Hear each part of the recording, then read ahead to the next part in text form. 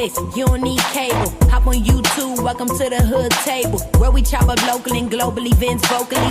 You don't really wanna miss out on these conversations. Just joke a little, laugh a little, get that wine in your system, fill your glass a little. Expose current events, talk trash a little. You never know, these opinions might clash a little. They addicted to the content, got them binge watching. You don't like it, then you want invited. Bet your friends watching in the house and in your job parking lot before you clocking. They don't wanna miss a second of this HT content. Everybody think they got something to say, so it's an open invitation, bring it to the table. But if you come whack, just know we ain't buying in. We gon' probably turn your back and tell you sorry, try again, Yeah, welcome to the hood table. You don't need Netflix, you don't need cable. Yeah, welcome to the hood table. You don't need Netflix, you don't need cable.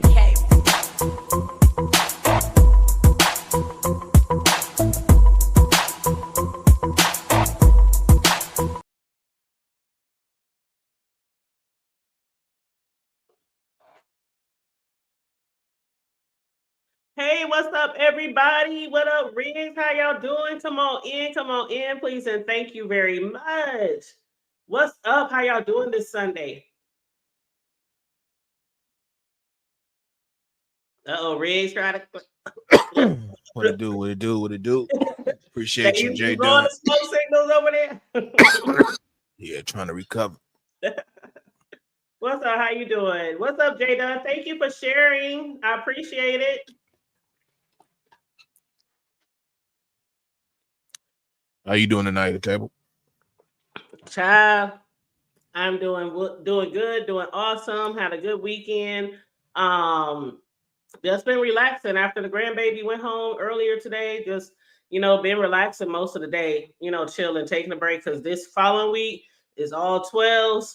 So it's going to be hectic all week because we got a lot of stuff going on at the gig. So I'm just trying to, get prepared for that. But what's up with you? How's your weekend been? I saw you had posted some pictures of some cars out there riding. Yeah, they got like a really big event going on out in my city. I didn't go out there though. It's like gonna be going on till probably a little late. But they got the whole fucking like street sold up and shit. But yesterday I just, left the house, go to the store and shit, pick up a couple of items, and like right down, I could just look on the look out on my porch, and that's the strip, you feel me? So I just went down the strip real quick, and they was out there hella tough, all fucking, just squatted up over there at the little Chevron spot. And what caught my attention was the Chevy boys, they was out there hella tough. So, there was about like, a good like 6 deep, playing Luther and all kind of shit, So it was dope, you know what I mean? So I was trying to catch them, and they pulled up in the spot, and I was at the light. By the time I got up in there, to take my pictures, they went ahead and peeled off. So I wasn't able to get a picture of them, because they, they ride together, they keep it tight. You know what I'm saying? So but yeah, it was cool, man. They out there real tough this weekend, and it's the summertime, so shit, they out there. Oh yeah. Now is the Chevy boys pretty comparable with, I know in our neck of the woods we have the Camaro, like Camaro clubs and things like that, where it'd be like 20 to 30 of them just always together, different colors, different styles, and they at every event and hitting the block. I kind of just gave them that name because they could be from all different kind of spots, and they just kind of meet up because of their cars, you know what I'm saying? But yeah, we got like East Bay Chevs and all that type of shit out there, and different like groups. We also got Camaro groups and shit like what you were saying, Chevelle groups, there's almost Corvette groups, you know what I mean? There's all of them, even those bikes, the tries or whatever, those like 3-wheeler bikes. A lot of women are on those too. Hell, there's a lot of women clicks out there fucking on them. What are they, Can-Ams or something? I think that's what I would need, but they are super cool. I had posted a video one time. This guy had all these lights. They put the lights, the music and shit on them. But they pretty cool. Hood table. I can lightweight see you, you know what I'm saying, pulling up on that thing, because a lot of the women they got clubs out there, you know what I'm saying. They come through deep. Yeah. Lights all on they shit, you know what I'm saying, flashing and shit, you know what I'm saying. Music hella loud. What's up with the 400? Yeah, the Hell yeah. guys be having the two wheelers and the girls out here be having it, but we got a lot of, might surprise you, but we do have some biker gangs out here. And I don't want to say gangs, but you know what I mean. Biker Yeah, hell yeah. biker gang. That's what I They call it. everywhere. Shit. You know what I'm saying? Yeah. And thank you again for sharing, Big Red. Yes, please, you guys like and share the video. What up, 400? How you doing the other day? I missed your live the other day, but I did watch the replay. Riz was live the other day. Jay Dunn, she's live all the time, chat. Chakra King Black, what's up? How you doing? Welcome. Jay Dunn been very supportive lately, man. Shout out to Jay Dunn. For real, Jay Dunn. Like, I really been noticing that. I really appreciate that. You know what I'm saying? You definitely a hitter. You know what I'm saying? Out there in these motherfucking YouTube streets. Don't ever forget that. That's a fact. You know what I'm saying? But I appreciate you, you know what I'm saying, sliding through and supporting, man. That's really dope. Absolutely. As is 400, very supportive as well. I was looking for you the other day, 400, when I did the BMF review. But for anybody who I gotta see the latest one. I didn't see it yet. The number 6, right? I seen 5. Oh, good. But I wasn't able to catch you because I was hella out and about, and I didn't even see it by the time you did your review on it. But Hood Table, before we get into the what we're gonna get into tonight, okay. You remember when we was talking about it last time, and I was telling you, hey, dude probably gonna end up having a major problem, maybe get killed. I was telling you the girl might end up having a situation where she might end up getting pregnant because her and the mom got into that little tit for tat, and that she brought up that shit about the mom. I called all that shit, man. Yep. She is knocked up, and the question now is, who the daddy? You know who the daddy is. I don't know, Breeze. It's old boy. I don't know if it's the boyfriend or if it's Big Worm. I don't know. And then check this out, Hood Table. You remember when I was telling you about when dude got into the tussle with old boy and the way the new girl was acting? She wasn't acting as if, you know what I'm saying, oh, he was honoring me. She was like almost like, damn, I don't want this nigga to get hurt.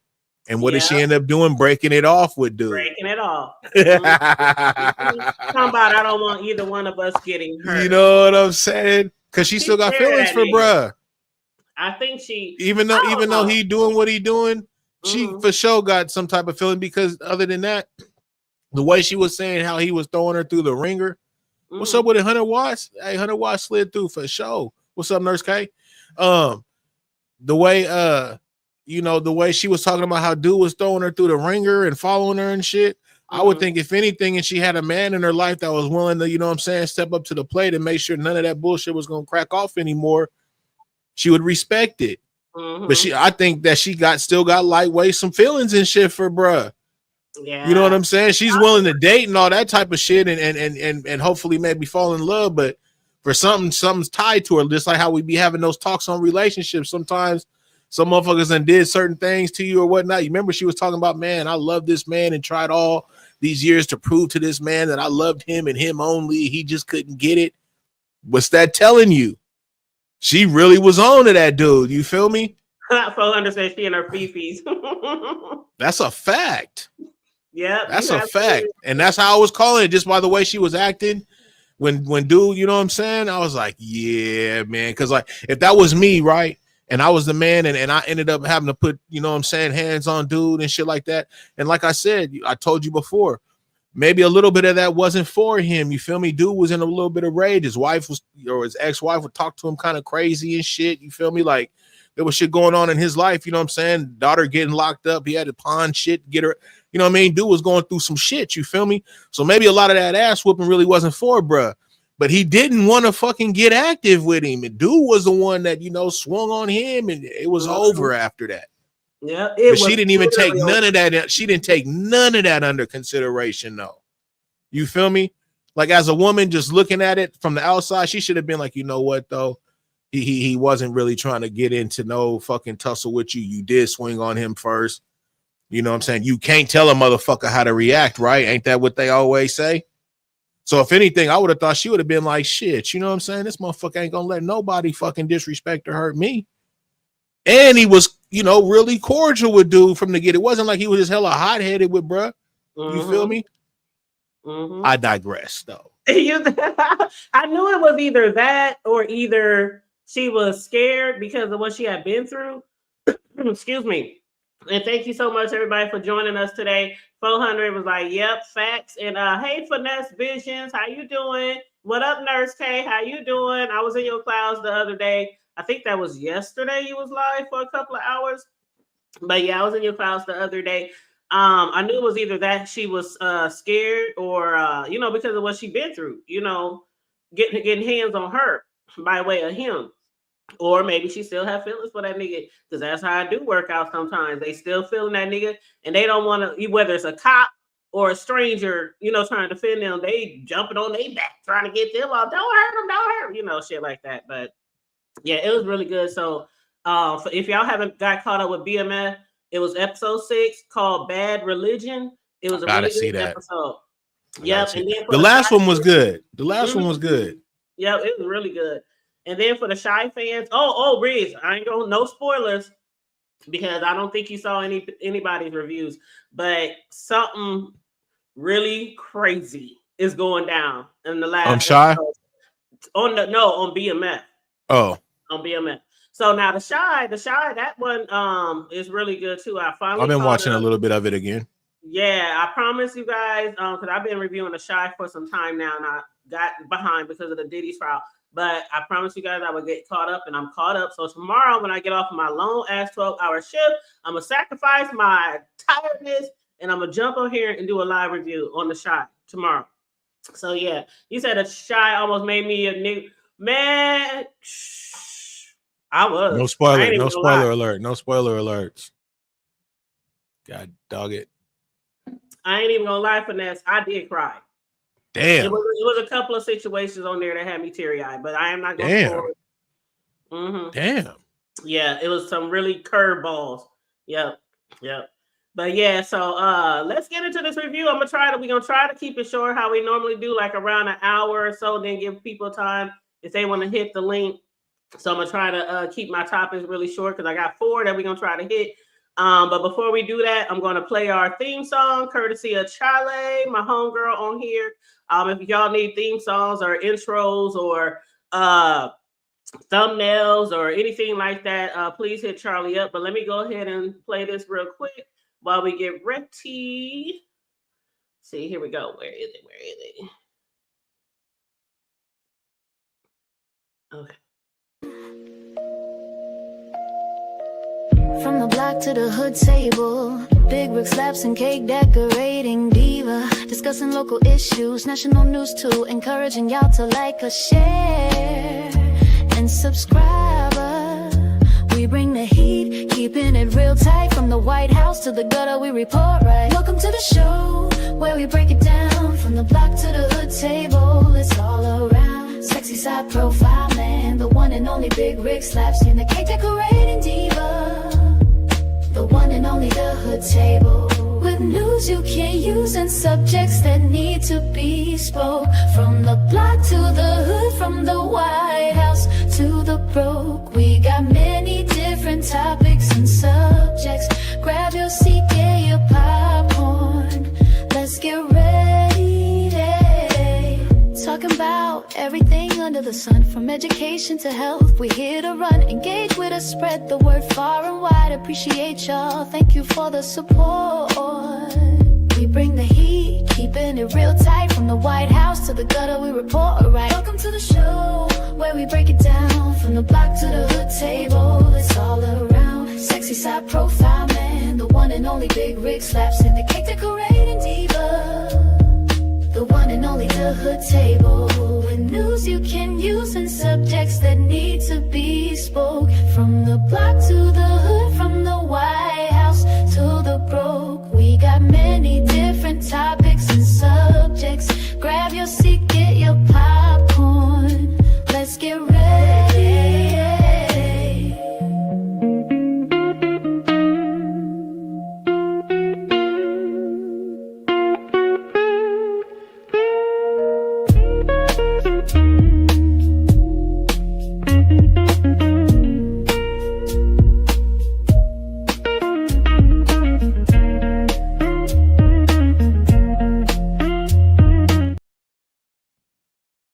Y'all, if I don't be feeling that shit, thank you again, Charlie. Let's get ready, yeah. Charlie. Hey, when you listen to that shit with the headphones on, that shit slap. Yeah. Shout out to Charlie, man. The fuck? Right, the solo at the end. Hey, Charlie, you like, wait, fuck that up though. Like, wait, you did your thing, man. I ain't gonna like when you listen to it on the headphones, y'all, that shit kind of slapping, man. That bass line going, you know what I'm saying? The little woman in there doing her thizzle, you feel me? Okay. I love it. Like, let's get Shout ready. out to Charlie. Yeah. Y'all ready? Okay. Okay, 400. He right on time with that damn Diddy shit. Y'all. What it do, Sincere? Hey, Sincere. Hey, Miss Bray. How you doing? 400 talking about free Diddy. His ass gonna be home soon, child. Unfortunately for a lot of people, his ass will be home soon. A lot of y'all already know this man, but we're going to get this really quick topic out the way just to update y'all on the court information for the trial, for the sentencing. So let me go ahead and play this little video real quick. I'm going to hit mute.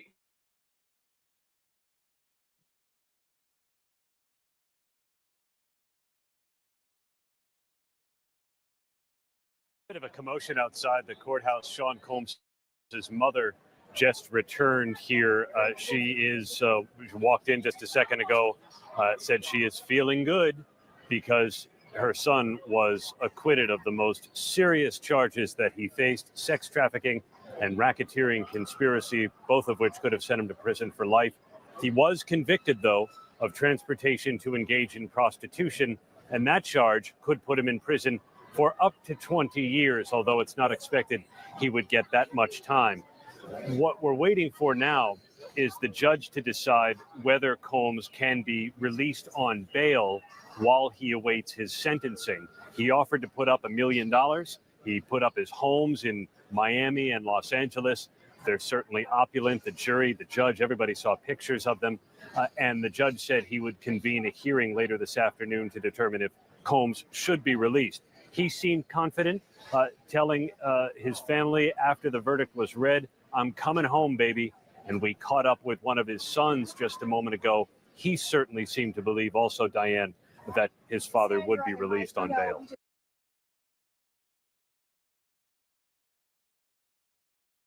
So, as I said, a lot of you already know, Diddy was found not guilty on like three, the biggest charges. Hold on, let me hit mute on that video.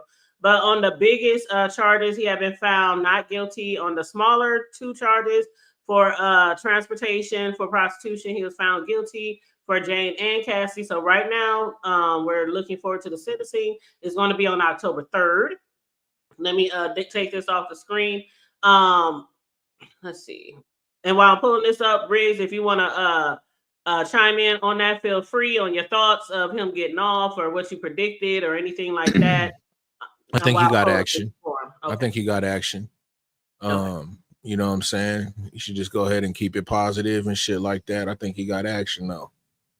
I think he is gonna get hit with some time, but I think for him to, you know, get bail or whatnot, he said he wanted to put up the million, some houses and shit like that. I don't really see bro as a flight risk. He's been in there all this time, you know what I'm saying? And depending on what his behavior's been like in there, I think that'll be, you know, a big part on how the judge will see it, you know what I'm saying? But I think he got action. He's definitely a jerk and all that shit, but you know what I'm saying? I don't think he's, you know, a harm to anybody if he was to get out, you know what I'm saying, on bail and, you know, until his fucking sentencing.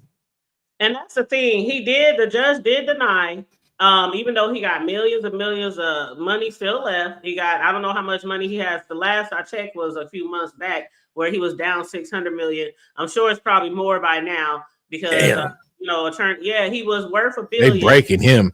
Oh, yeah. He was worth $1 billion. But from the time he was arrested to like a few months ago, he went down to 400 million. So he lost 600 million. So, yeah, he lost a lot of money because of this case. And a lot of people have backed out from deals from him. People have taken awards from him, colleges from. Oh, yeah. Yeah, he lost a lot of stuff. And that's what that was their main thing. They wanted that to happen. You know, defaming, you know what I'm saying? Like take everything away from him, make him look like you're a jerk or whatever. If anything, you know what I'm saying? If we can't get all this time that we want maybe from bruh, let's at least just, hit him where it make hurts. his character, make his character just look, crazy. Oh, and his character is definitely fucked up. I mean, it's and the thing about it, Riggs, is his character was fucked up in certain communities. A lot of us didn't realize how bad his character was. So it was already people looking at him sideways. That's why it was always people talking about, we would hear the rumors, don't go to a Diddy party. This was before this trial even, for years. Don't go to a Diddy party. He's a freak. He's this, he's that, but we never really knew the details and the goings on. But yeah, besides, since the trial and shit like that. But yeah, his image is definitely right now, and so is his pockets. But some people think he's gonna get some, because he's facing up to 10 for each one. Some people think he's gonna get like a slap on the wrist. Or I don't think he's gonna get a slap on the wrist, but like the guy said, I don't think he's gonna get like a full 20. And what 100 Watts said is can't release a self-admitted abuser before sentencing. Wow. That is true. That's basically I didn't think about that. Yeah, that's basically what the judge said. The judge said, even his attorneys said he admits to being an abuser. And some of the people who testified against him, they went to the judge. They wrote letters. Even people who didn't show up at court, they wrote letters. Letters was flooding the court with the judge begging not to let him out on bond. So the judge took all that in consideration. And basically, as far as the sentencing, and you're right, Finesse Vision. So that's 100 Watts? Yeah, that's 100 Watts. Oh, I was looking for them in the chat. I didn't know they went by Finesse Vision. Okay, what's up, 100 Watts? But so the judge now, when it came to the sentencing, first they wanted an early sentencing, jury's attorneys, but for some reason, they was like, you know what, fuck it. Let's go back to whatever date the judge said, right?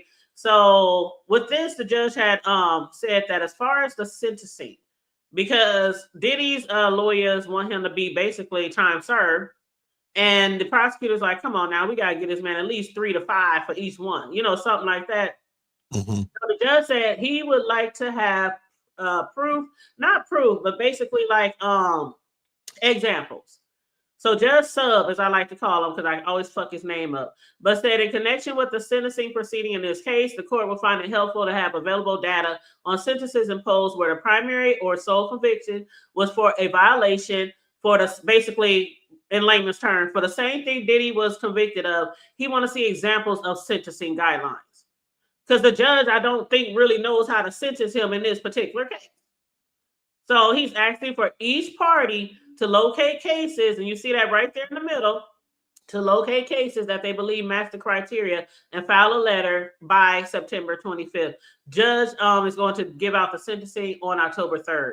So he said basically the goal is for the parties' subsequent sentencing submissions to address the cases identified in the September 1 filing. Okay, so I guess they're gonna, submit those by September 1st. That's going to be a lot of research, pretty much, because when you're trying to find cases that are pretty similar to yours in this situation, with the being not guilty for the racketeering and the RICO and the trafficking and shit like that, and the judge wants to see cases like, why do you think I should sentence him this lightly? Why do you think I shouldn't? So, I wish the judge would just sentence what the hell he wants to, but the judge has been fair. I can't say that. For some of y'all who've been following the court trial, the court sessions, I think y'all can agree that the judge has been pretty fair, all the way around. That's how I feel. Some people might feel different, but that's how I feel. So that's my little update on the Diddy trial and what we can expect on October 3rd.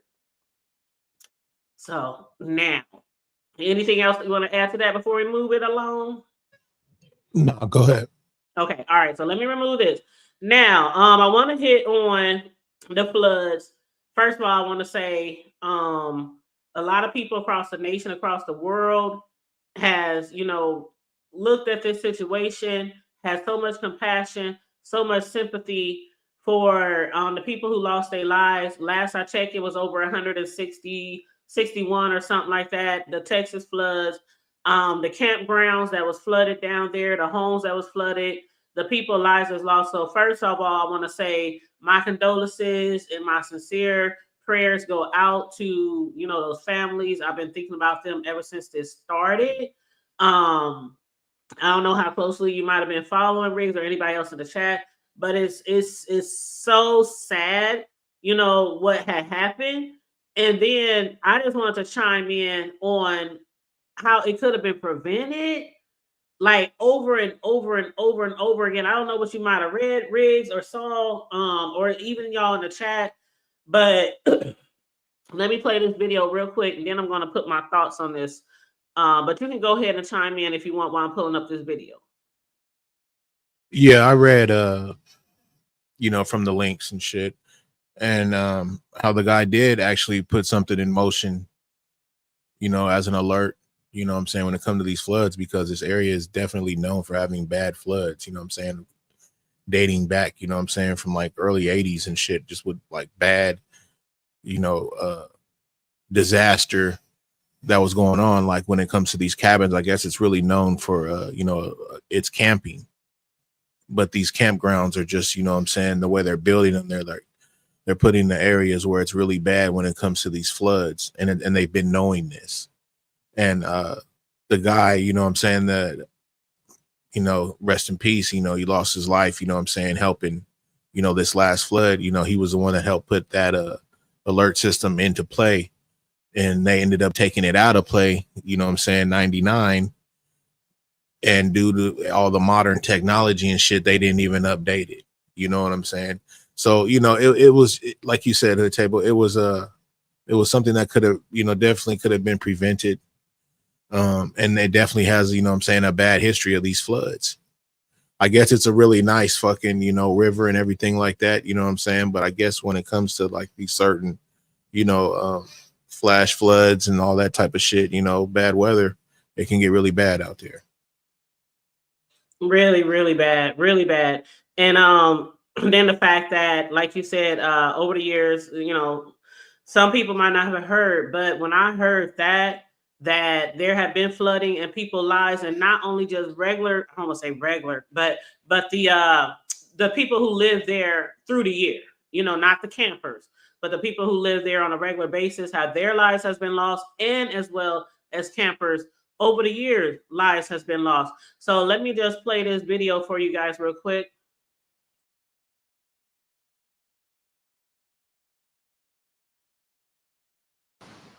Nightfall will soon be upon us, and at least 160 people are still missing. We do know that there are rescue and recovery efforts ongoing right now and entering their 7th day. Crews are working all along the Guadalupe River, scouring the debris, hoping to find anybody that's been stuck. And Kirk County officials today saying they will leave no stone unturned. The FEMA task force set up a command center at the Guadalupe Keys RV Resort in Center Point, Texas, Thursday, as volunteers and first responders continue to search along the Guadalupe River. It's nearly a week after that catastrophic flooding that devastated parts of central Texas. And while some Kerr County residents try to recover and relive the horror, I can't even imagine what those girls are going through or what they went through. At least 160 people are still missing. No stone is left unturned. Questions remain over why there was a 6-hour delay in issuing a code red alert, a mass notification system used by some communities to send emergency alerts to residents' phones. Is there any way we can send a code red out to our Hunt residents asking them to find higher ground or stay home? 10-4 standby. We have to get that approved with our supervisor. While officials look into what happened, others are doing what they can to help. One mural artist and a crew of volunteers began creating a memorial along the Guadalupe River to honor the victims. The materials, scraps of debris from the disaster. Artist Roberto Marquez says he plans to create one memorial for each person. And hopefully, once again, when those families come, they know that we were here and we care about them. Now, that memorial is the one that you see behind us. It has been growing throughout the day, and the goal is to get a cross up for each and every one of those victims. The artist, Roberto Marquez, also says he hopes this is a space for prayer, of consolation, and one where a grieving community can start to heal. Reporting.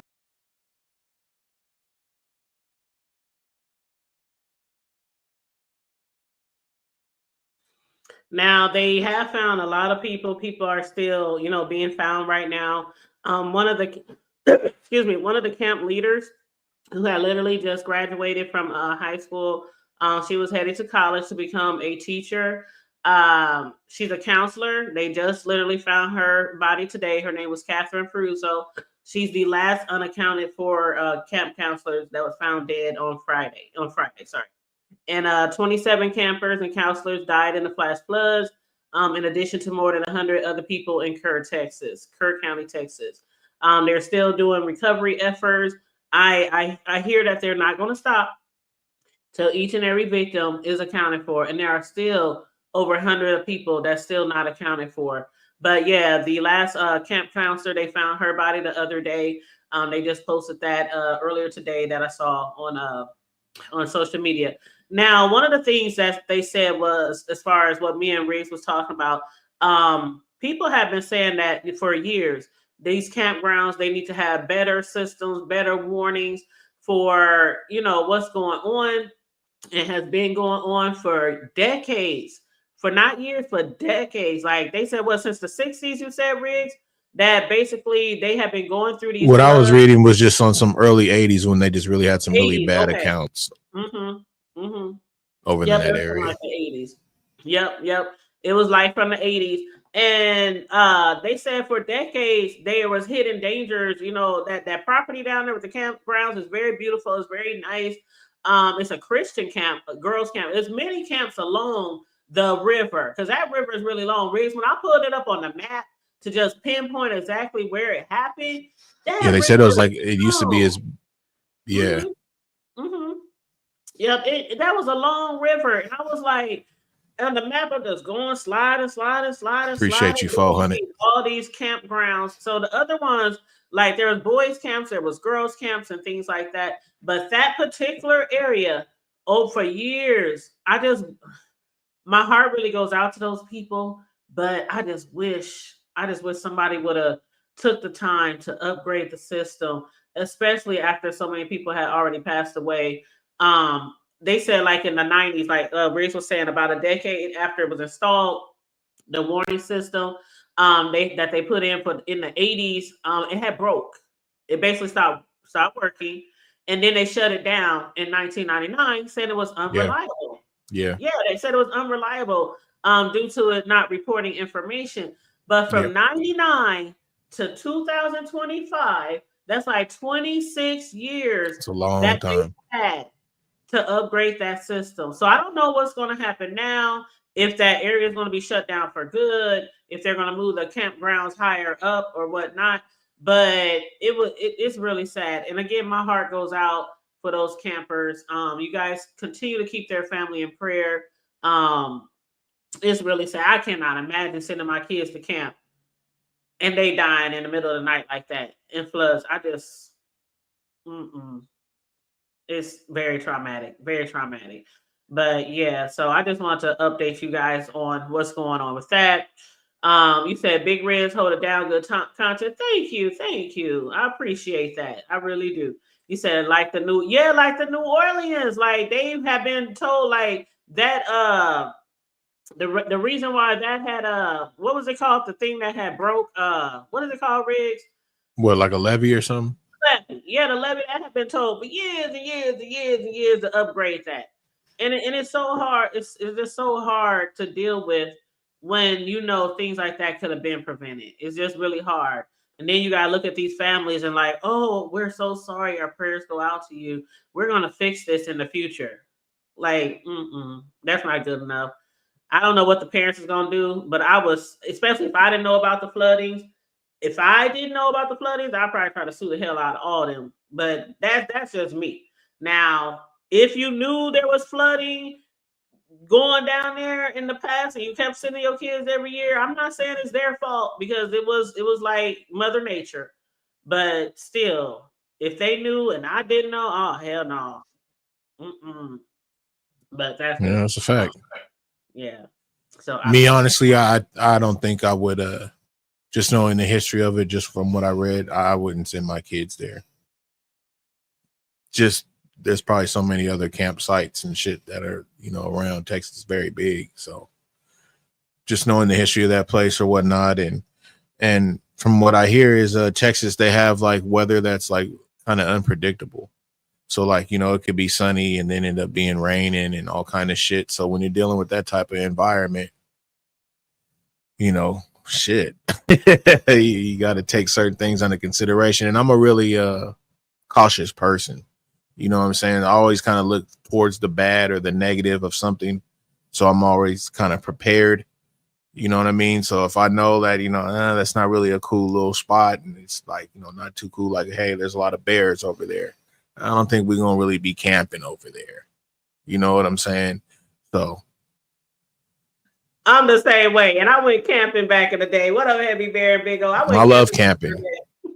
I am the total opposite. I hate the bugs, and I'm scared of, like you said, the bears, and even though we're not in bear country, mountain lions, deal with mountain lions. We have mountain crazy lions deers. Almost every year, I have deer. I done recorded and upload. The deer jump in my yard. They be walking across the street, down the street. But I'm used to the deer and big ass turkeys and shit like that. What it do, Big O? We do get mountain lions too, and they be within like 5-10 miles from the crib sometime. And you know, you got to be careful. But I went camping long ago, and maybe the reason why I hated it because I had a traumatic experience. I got it wasn't poison ivy, but I got some type of allergic reaction, and I couldn't breathe. And they had to admit me into the hospital. It was horrible, like horrible experience as a young child. So I never really had a thing for camping, you know, ever since back then. But because of this, don't let that deter you. If your children go to camps every year, just make sure you look into the camps, look into the campgrounds, look into the areas. And if you see something that you don't think is right or hear some negativity regarding the camp, and that's not just flooding, that's any type of safety issue or safety hazard. Just, you know, go by your guts, by your instinct when it comes to your kids. That's wild. You kind of brought up poison ivy. I only got that once in my life. I remember I got it in Santa Cruz, walking down to the beach. I was with my mom and everybody, and like you got to like walk down this like little path and shit. And there was like a lot of like brush. And I just remember like I guess I must have rubbed across that shit or something, and I just had a badass itch, man. I remember that shit.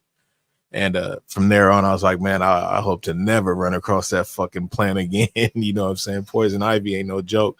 And I never thought about it like when I go camping and shit, you know what I'm saying, a poison ivy. But I actually need to go ahead and look that up again to see what that plant looks like, because poison ivy is a motherfucker, y'all. Go ahead.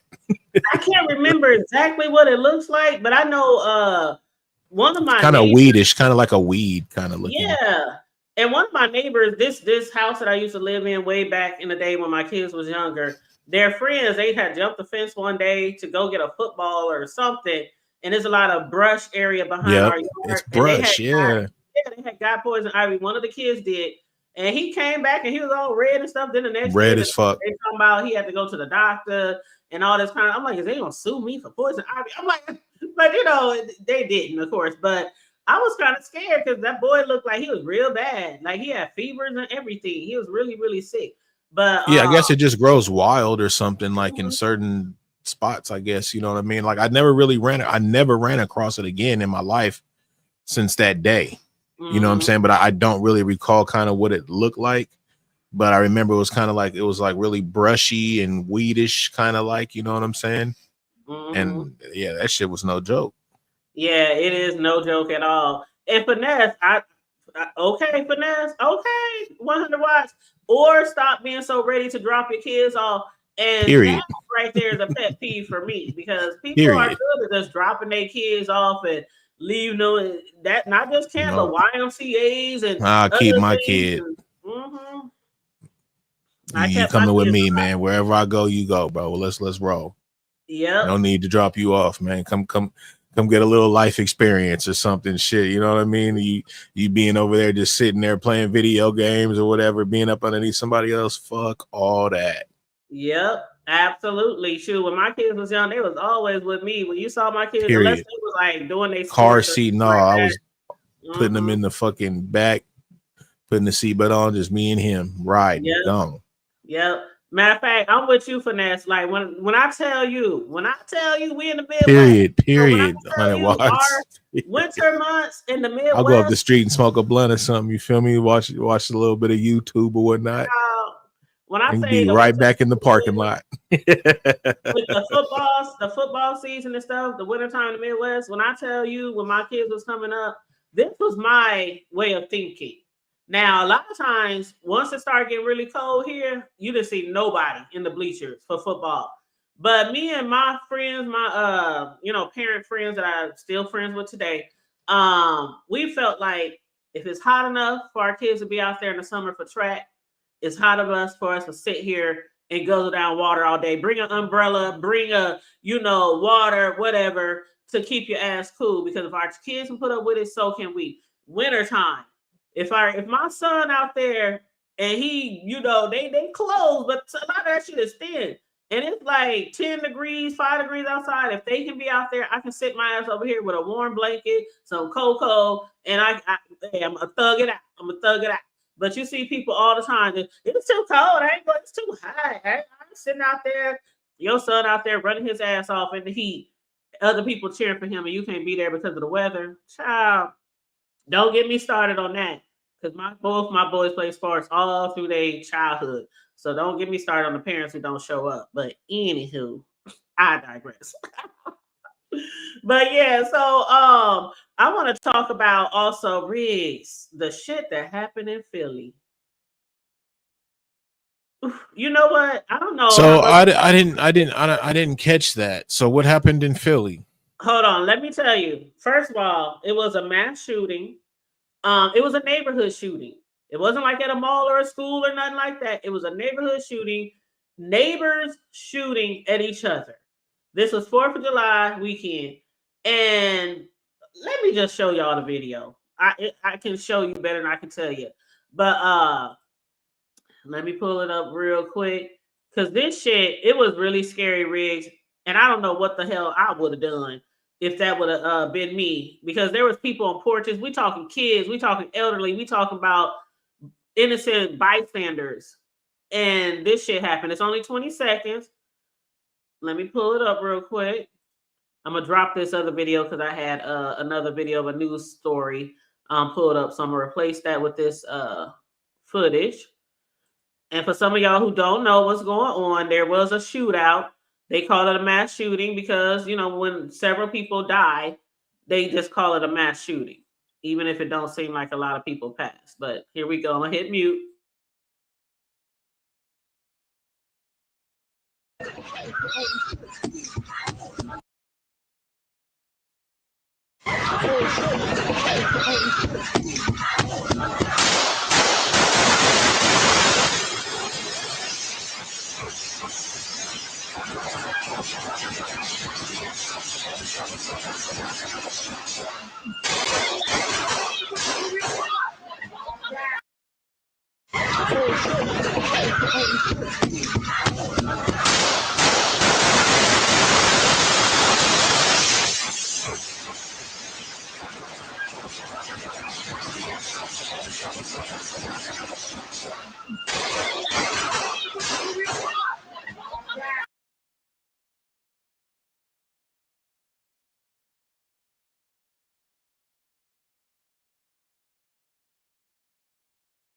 Yeah.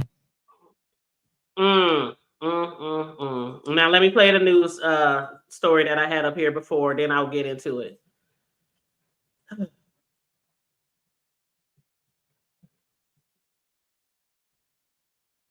All right, let me hit mute.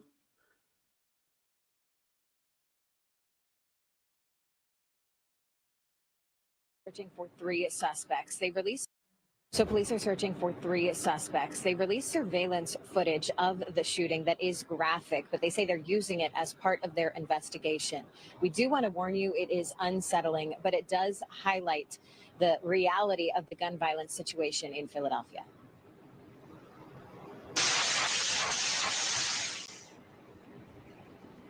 That doorbell cam video shows the chaos that unfolded on South Edding Street Monday around 1 a.m. You can see dozens of people taking cover and running from the gunfire.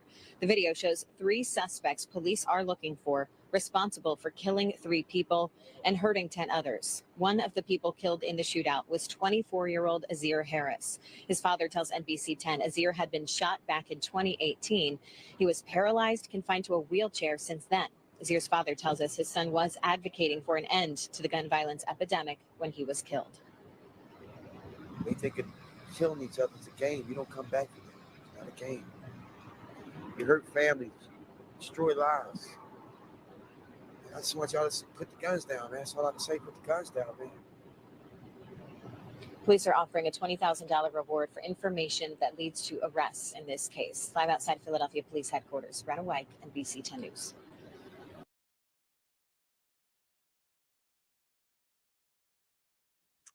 That is crazy. That is crazy. Now, some of this shit happens on a regular basis in neighborhoods, but to that level where you see all the people out there, they shooting right above people's heads, right past people's faces. You see the girls on the porch, they trying to climb underneath each other, trying to get away from the bullets. Man, I'd still be having nightmares to this day if that was me on that porch. Jill said, Lord, for that said, my ignorant nerves are tingling. Child.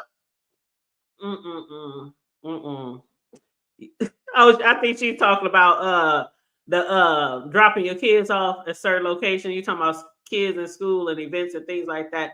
That might be what she was chiming in on. But what do you think about that shit, Riggs? Oh, and my condolences to the people who were victims.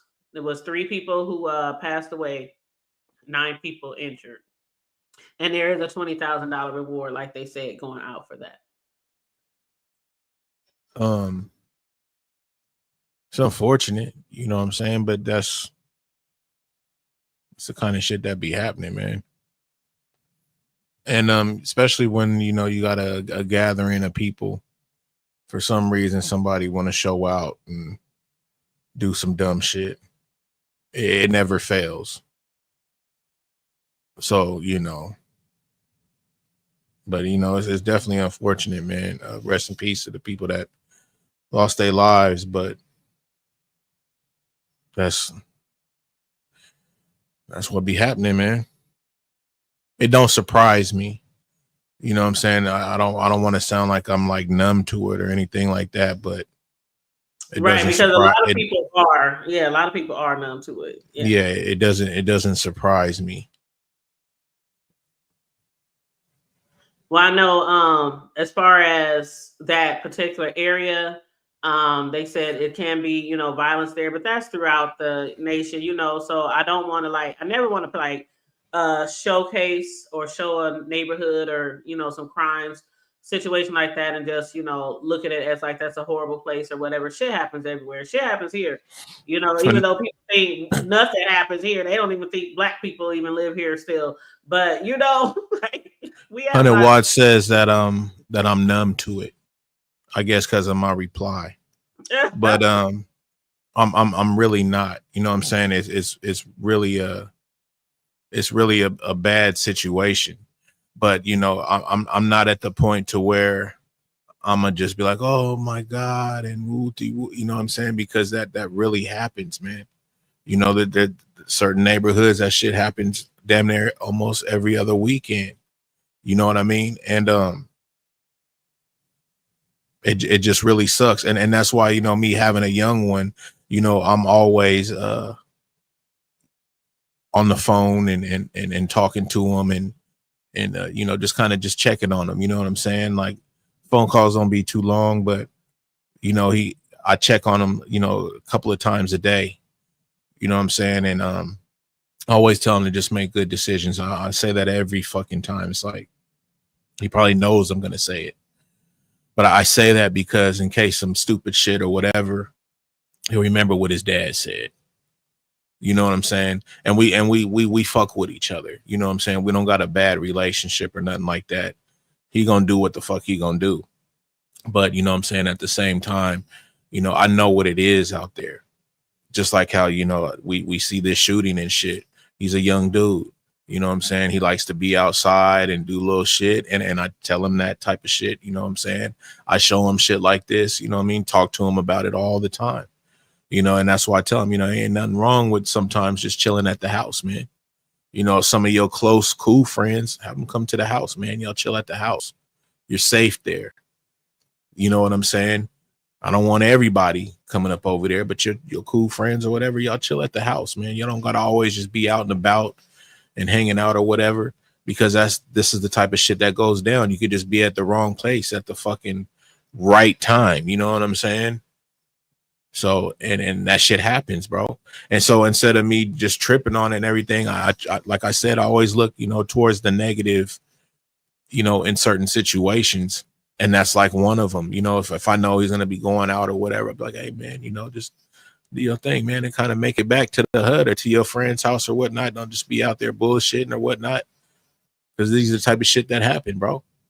And I let him know, you know what I'm saying? Yeah, just, you know, I let him know the reason why I tell him these things. You know what I'm saying? I don't just tell it to him. And I know he probably gets tired of it, but it's like sometimes when you say something, it's like being on their ass like an angry coach. One of the sayings I say all the time, you know what I mean? So, but yeah, man, you know, it's definitely unfortunate. I didn't hear about that. I didn't know nothing about that. But, you know, just looking at everything, you know, yeah, it's bad, man. It's bad. And with the dude that got shot and lost his life, to know that he got you know, shot, you know what I'm saying, previous and put in the wheelchair, it's like, fuck, man. You know, again, you know, that's how them neighborhoods be, man. You know, certain hoods. Mm-hmm. Period. You know, I definitely get it. Finesse says she get it. I definitely get it. Because again, like crime happens everywhere. You can never forecast when it's going to be a crime. And I really hate when some people are like, oh, well, if you live here. And I'm sorry to hear that, Hunter. Sorry about that, Hood Table. But I just seen you said he lost his brother. You know what I'm saying? Yeah. And I know, I'm sorry to hear that, bro. For real, for real. For real, for real, bro. And that's one of the reasons why I be kind of like popping my shit, Hunter, watch, you know what I'm saying? Just in case somebody be out there, you know what I'm saying, and can catch, you know what I'm saying, a win. Just on maybe how to conduct yourself a little bit better out there and not be too hot-headed or whatnot. Because, you know, again, you know, the next motherfucker, man, you don't know what kind of, you know, time they own or page or whatever. You know, sometimes certain things ain't for you. Sometimes they got shit going on in their life and you just happen to be that person that they take it out on. You know what I'm saying? But I'm sorry to hear that, bro. Go ahead, Hood Table. Yeah, me too. My condolences. I am as well. And you're right. You just don't you can never predict, you can never foresee. We can always give our children guidance and tell them if this pops off, if this pops off, you know, warning signs. Like I'm sure you did too. You teach your kids warning signs. If you get the hairs on the back of the neck, like for instance, one time my son was at a party, and you know how these kids are, they'll have like a grown-up rent out a damn house, an Airbnb. And next thing you know, it's 100, 200 kids up in that crib. And the police Very unsafe. usually called, very unsafe. And it had happened like that. He went to a party with his homeboys and something popped off. Some guys that came up there and they all had, you know, guns and stuff, and they was getting drunk, whatever, you know. And then at the end of the night, they started like harassing people and threatening people. And next thing you know, they started jacking people. And my son, he was like, when the shit happened, he was like halfway down to his car, but one of his homeboys had his phone stolen, and it was really scary for them. But he was like, man, mom, he was like, I couldn't even run back to help my friends. He was like, I was just trying to get the hell out of there. I said, as you should. Like Self-preservation. What it do, RS? And that's the thing. Or I mean, Hood Table. You know, if I was to know of an event that was like that, I would tell my son, I don't want you going, bro, because I just know it's a disaster. If he was slick and didn't tell me about it and did it, hey, yeah, because I had no idea. You pulled one over me. But hopefully, with the way that I talked to him and shit that I've been saying to him, you know, all his little life, like how your son was in that situation, is like, man, I got to get the fuck up out of here. You know what I'm saying? And now I can guarantee you he'll think twice on some shit like that again. He's never been to another period, unless it's his closest friends having something at they crib. He never had LE learning experience. traumatized him. It really did. And I'm not mad at learning experiences for real, for real. Mm-hmm.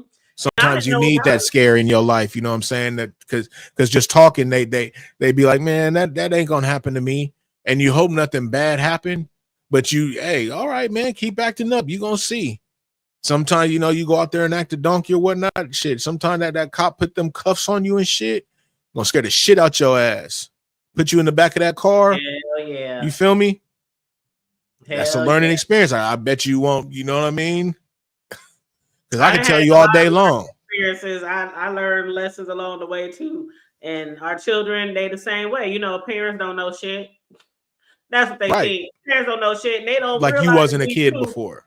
Yeah, they act like you was raised back then there. You old school.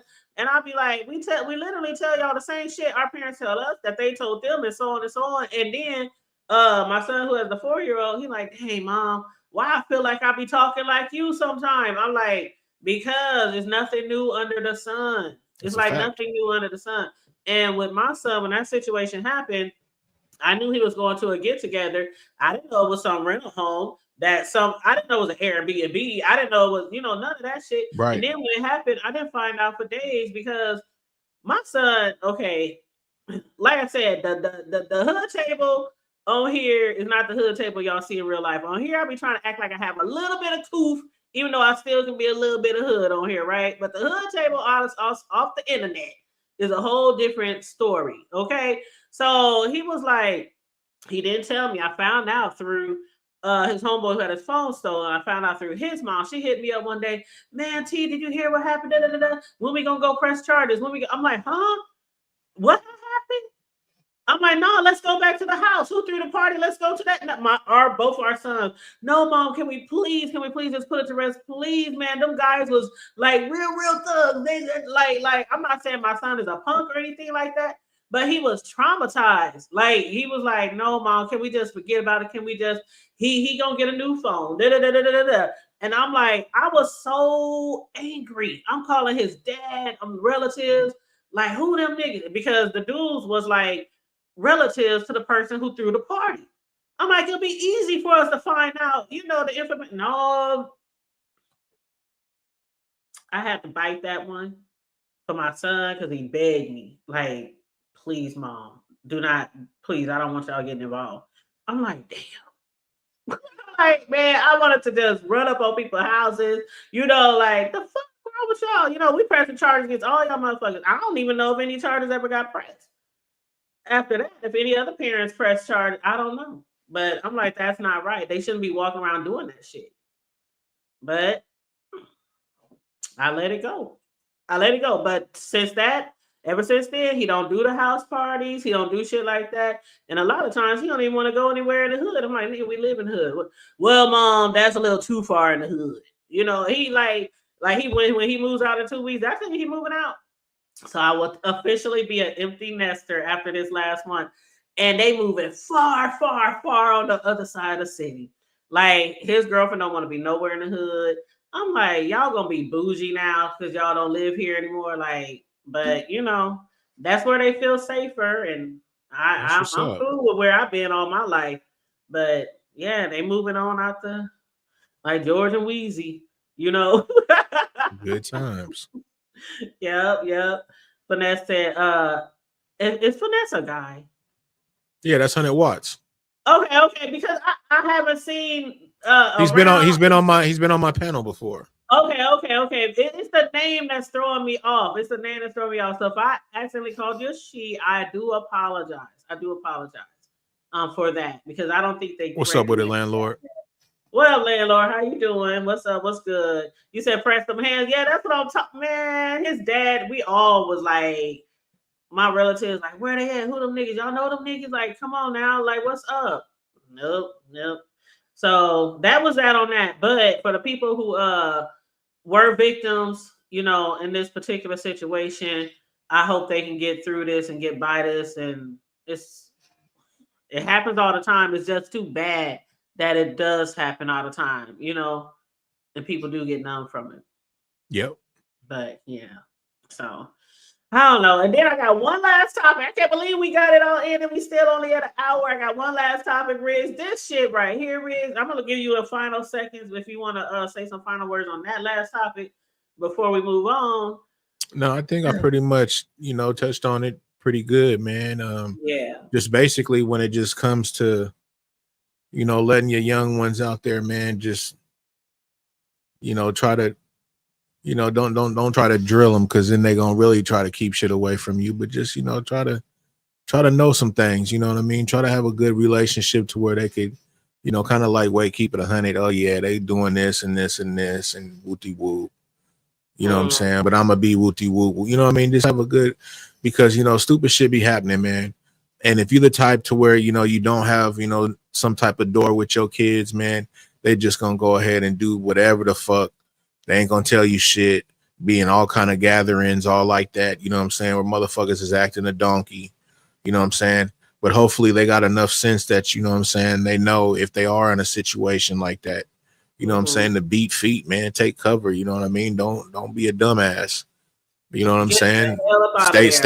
Stay by a door. If you go somewhere and you drive in, park to where, if shit get out of hand, you can drive and get up out of there to where nobody got you blocked in. You know what I'm saying? Like just certain shit like that, just game your kids up, man. You know what I'm saying? That's all it is. We done been through it. You know what I'm saying? And like I said, they certain things can go through one ear and out the other, but at the same time, hopefully they get themselves in a dumbass situation. They'll know what you done told them, and that shit will kick in. You feel me? And they'll be able to, you know what I'm saying, hopefully make it up out of there like a true champ. Yep. Good words of advice. Good words of advice. Words that I use to this day, and I'm grown as hell, grown as the fuck. Okay, I'm an OG now, and even when I go to parties, I like to sit by the door. I like when I go to places, I don't like my back towards the doors or anything like that. And when I park somewhere, I like to park in reverse so I can pull out and be the closest to the exit zone in the neighborhood. If we gotta walk a couple of yards or so, trying to get the hell out of there, something pop off. But landlord, we you might be on 2 different pages because I'm live on 3 channels. Are you Hood Table? I always go live on all my oh shit channels. Well, not all of them, because I got a whole lot of channels. But my main 3 channels always go live on at the same time. You can do that from StreamYard when you upgrade. You can go live on way more. You go on like a couple of different platforms and shit. Yeah, way more than 3 too. But I only pay for the one with I don't pay for the max. But I only need 3.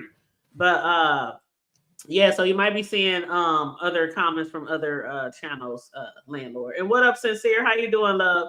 You said I only know this one. Yeah, I got the Hood Table 402, and then I got my Primetime channel. But yeah, then I got other ones that I don't really advertise. But so this last situation, I'm gonna play this clip, you guys. Grab your drink, popcorn. I'm gonna play this clip right here. How long is the clip? It's 4 minutes. So if you want to, okay, I'm gonna get my dab on. It's 4 minutes, and I gotta play this clip first before we do the news story, so you can get like a prequel to what happened in the news story. So I'm about to play this little Facebook clip that I found on Facebook, and this deals with that McDonald's shooting that happened in Detroit. Some of y'all probably heard about it. It just happened recently, and we're going to cover that, and that's going to be our last story, and then of trending news, and then I'm going to drop the link if anybody wants to chime in on any topics or anything else. So let me go ahead and put this on the screen, and I'm going to hit mute.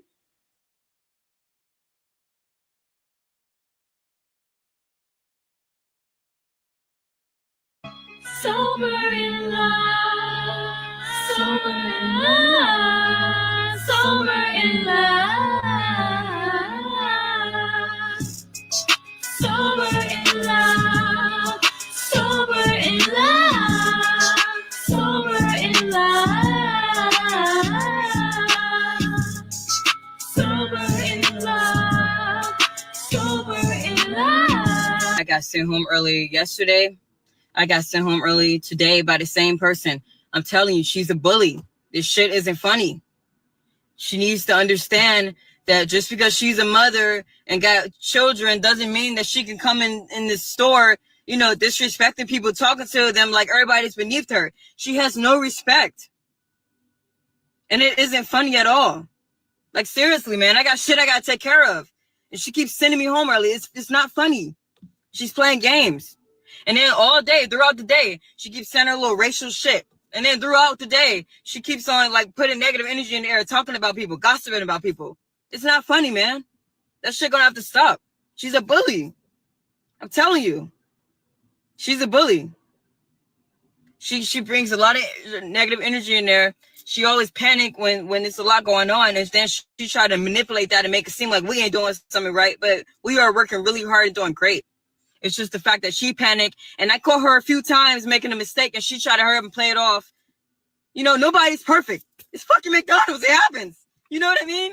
Like, sometimes, like, somebody might get confused. So fuck, it gets busy, yeah. But she needs to stop playing like she don't be making mistakes. I be catching her. So all that animosity and shit that she keep putting in the air and stuff, then trying to tell me I'm always snapping on people. No, that's false. No, I don't snap on people. I don't go in there doing that. I tell her, no, I make peace. That's what I'm doing. I've been creating peace. So all that negative energy that she's bringing in there and trying to manipulate it, no, that's going to stop. All that negative shit she's saying about, you know, her personal life, all of that. No, she's bringing all that in there and then playing games saying she want to take her belt off and beat somebody. Y'all act like my kids in here. No, we ain't your kids. Respect us. Stop talking to us like that. That shit is crazy. I'm telling you. But to get sent home 2 days in a row, man, and I came in on my off day to make up my time, and she still sends me home early, it's not funny. Somebody gonna have to do something about that. It's not funny. It's not fair. It isn't funny at all. So, you know, she could keep being a bully if she wants to, but that shit is going to catch up to her. Because it ain't funny at all. It ain't. Then one day she coming in there talking about some, yeah, I broke my door in half and I had to pull my gun out on my kids since this and that.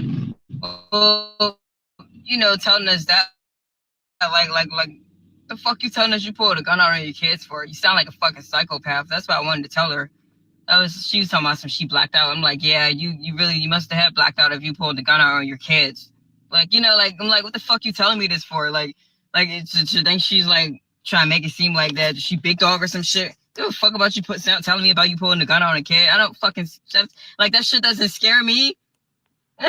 You know what I mean? That shit doesn't scare me. If she thought she was trying to intimidate me, that shit didn't intimidate me at all. I don't give a fuck about her telling me about what the fuck she did. You know, and maybe that's why they always fighting her to defend themselves. They probably felt like their life was threatened. The fuck out of here with that shit.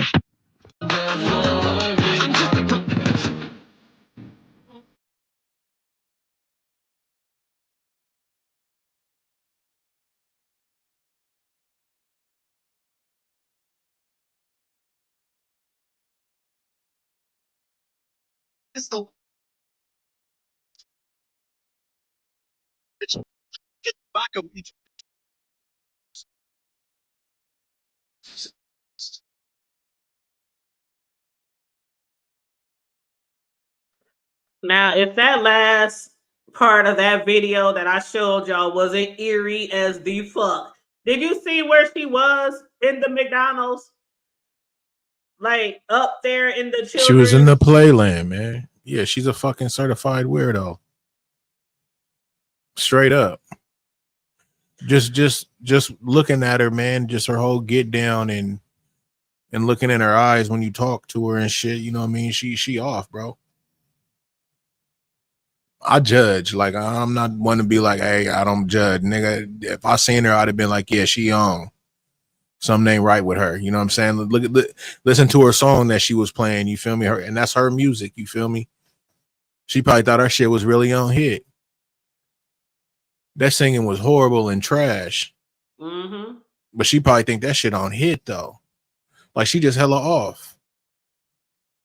And that's and the lady was probably sending her home because she was doing off shit. Look how the little bride was all up in the motherfucking playland and shit, man. You know what I'm saying? Like, what would you do if you was a manager, man, and you seen your employee, you know what I'm saying, all up in the motherfucking, you know what I'm talking about? You'd be like, come on, man, get up out of there, man. We got customers and shit that may come up in here and see you up in there fucking around, monkeying around and shit. Get up out of there, man. Mm-hmm. I probably would have sent your motherfucking ass home for that shit. Like, man, what's going on, man? What the fuck is you doing? She is crazy. I'm like, it's funny, but it's not funny. It was a Chucky face for me The Chucky, Man, that shit was eerie as fuck. but and in the toy area, at that. But yeah, for those of y'all who don't know, what happened, this lovely young lady right here, and thank y'all for coming through. Please make sure you guys are liking and sharing the video, please, and thank you very much. But this lovely lady right here, I guess had some issues with her manager at McDonald's in Detroit, and she happened to go in there one day and fatally stab her boss. And the did you catch the lady's name, Riggs? The Afeni Yeah, Badu? it was different. Yeah. Yeah, Muhammad. Mm-hmm. So I don't know if she's a Muslim or not, that matters in the sake of crime, but her name is Afeni Madu. Am I saying it right? Afeni Badu Muhammad. But Yeah, she might be anyway, African or something or yeah, something. African. Yeah, she might be African or something like that. But she's from East Point. She's 26 years old. She fatally stabbed her boss. This was last Tuesday. She's charged with first-degree premeditated murder. And that's why I had to play that clip before we hit the news story, because if you look at that, you can just hear from her words. Something needs to be done. Something, she needs to be stopped. Stuff like that. So they calling it premeditated murder. And of course, she came back to the store with the knife. So it wasn't like a situation happened on the spot and then she killed her. So yeah, premeditated. She's been held at $25 million bond. First degree murder. So they say it carries up to life without parole. She's also charged with carrying a dangerous weapon with unlawful intent, which is a 5-year felony, and being prosecuted as a habitual offender due to a previous stabbing in Virginia. So this is not her first time stabbing someone. She liked to stick people. Man, the Chucky face, all the slashes and gashes in the face. And to stick somebody hood table, that's really up close and personal. Mm-hmm. It's a little bit easier to shoot somebody than to stick them. Yep. You know what I'm saying? To get up on somebody and really pierce and get in there. Mm-hmm. You know what I'm saying? That's a whole different ball game. Yeah, you feel it. You feel it when you stick somebody. You feel that shit. Mm-hmm. You know what I'm saying? And from what they were saying, she was sticking that girl, you know what I mean, all over the place. So she was trying to get busy. She was trying to, you know what I'm saying, send her to the upper room, period. Yes. They said she stabbed her over, not just she said she was stabbed in numerous areas. Mm-hmm. Like she was trying to have her leak out. Yep. And she wasn't stopped until she would have probably kept stabbing her. But even though the lady happened to pass away, and I'll show you that news clip in a minute, but she would have been stopped had it not been somebody who has one of the things I have, which is a CPL, a concealed license to carry. Now, it was a drive-through customer who was a licensed CPL holder. They witnessed the assault and they fired their weapon up in the air to stop it. Then the girl fled from the scene to her vehicle, but was apprehended and held at gunpoint by the customer until. Mm-hmm. So thank God that somebody was able to intervene, even though the manager still ended up passing away. But yeah, Virginia. Mm-hmm. Yeah, that's a real killer. Like Rick said, up close and personal. Very up close and personal. Like you hear it, you know everything, man. Like, you know, you got to really be on to stick somebody. And if she already had that in her, she done already crossed that line. You know what I'm saying? So it's nothing. You know what I'm saying? Once she did it before, I mean, it's nothing for her to do it again. So she was just waiting for that lady to set her off. She said she came in on an off day. She's still sending me home. The question is what they need to ask the other employees is, why the fuck was she getting sent home? Like, what the fuck was she doing? She seemed like a weird motherfucker. Like, what the fuck was she doing? Was she acting crazy with customers? Was she not doing what she was supposed to be doing? I just can't see your manager just always fucking with you, sending you home like that, unless you just really just start acting a donkey, or, you know, you ain't taking, you know, something, you know, like you may be told to do something and you just acting, you know what I mean? And it seemed like she had a little grudge anyways with the lady. I don't know what their relationship was like, but that's why they need to chop it up with some of them employees, man, and see like, what was the fucking dynamics between these two, man? Oh yeah, definitely. This is going to be a case that I will be following very closely, you guys. So I'll hit y'all with updates. But yeah, some of the things she was talking about in that crazy video of hers in her car, where she's talking about the lady was always treating them like they kids, threatening to take her belt out, talking about she had to pull her gun out on her kids, and she tore her doors down in her house. Like some of the stuff that the girl was saying her video sounds kind of weird too. But I'm like this: if you got a problem with your and I'm just telling you from an older perspective, from someone who didn't had jobs. I didn't work at McDonald's and Burger King when I was younger, and things like that. And I didn't work at jobs, on a higher level than that, where I had issues with supervisors. And one thing I learned way back in the day was don't stay somewhere where you are really, really unhappy, because you can snap. I remember one time when I had, like, not like that. I didn't snap like that, but I had a supervisor who totally used to love me, and then she hated me because of the fact I became cool with somebody else who got a position she wanted. And so she started treating me like shit, following me around, checking my clock ins, clock outs. No, that's She was like for on my sure. back.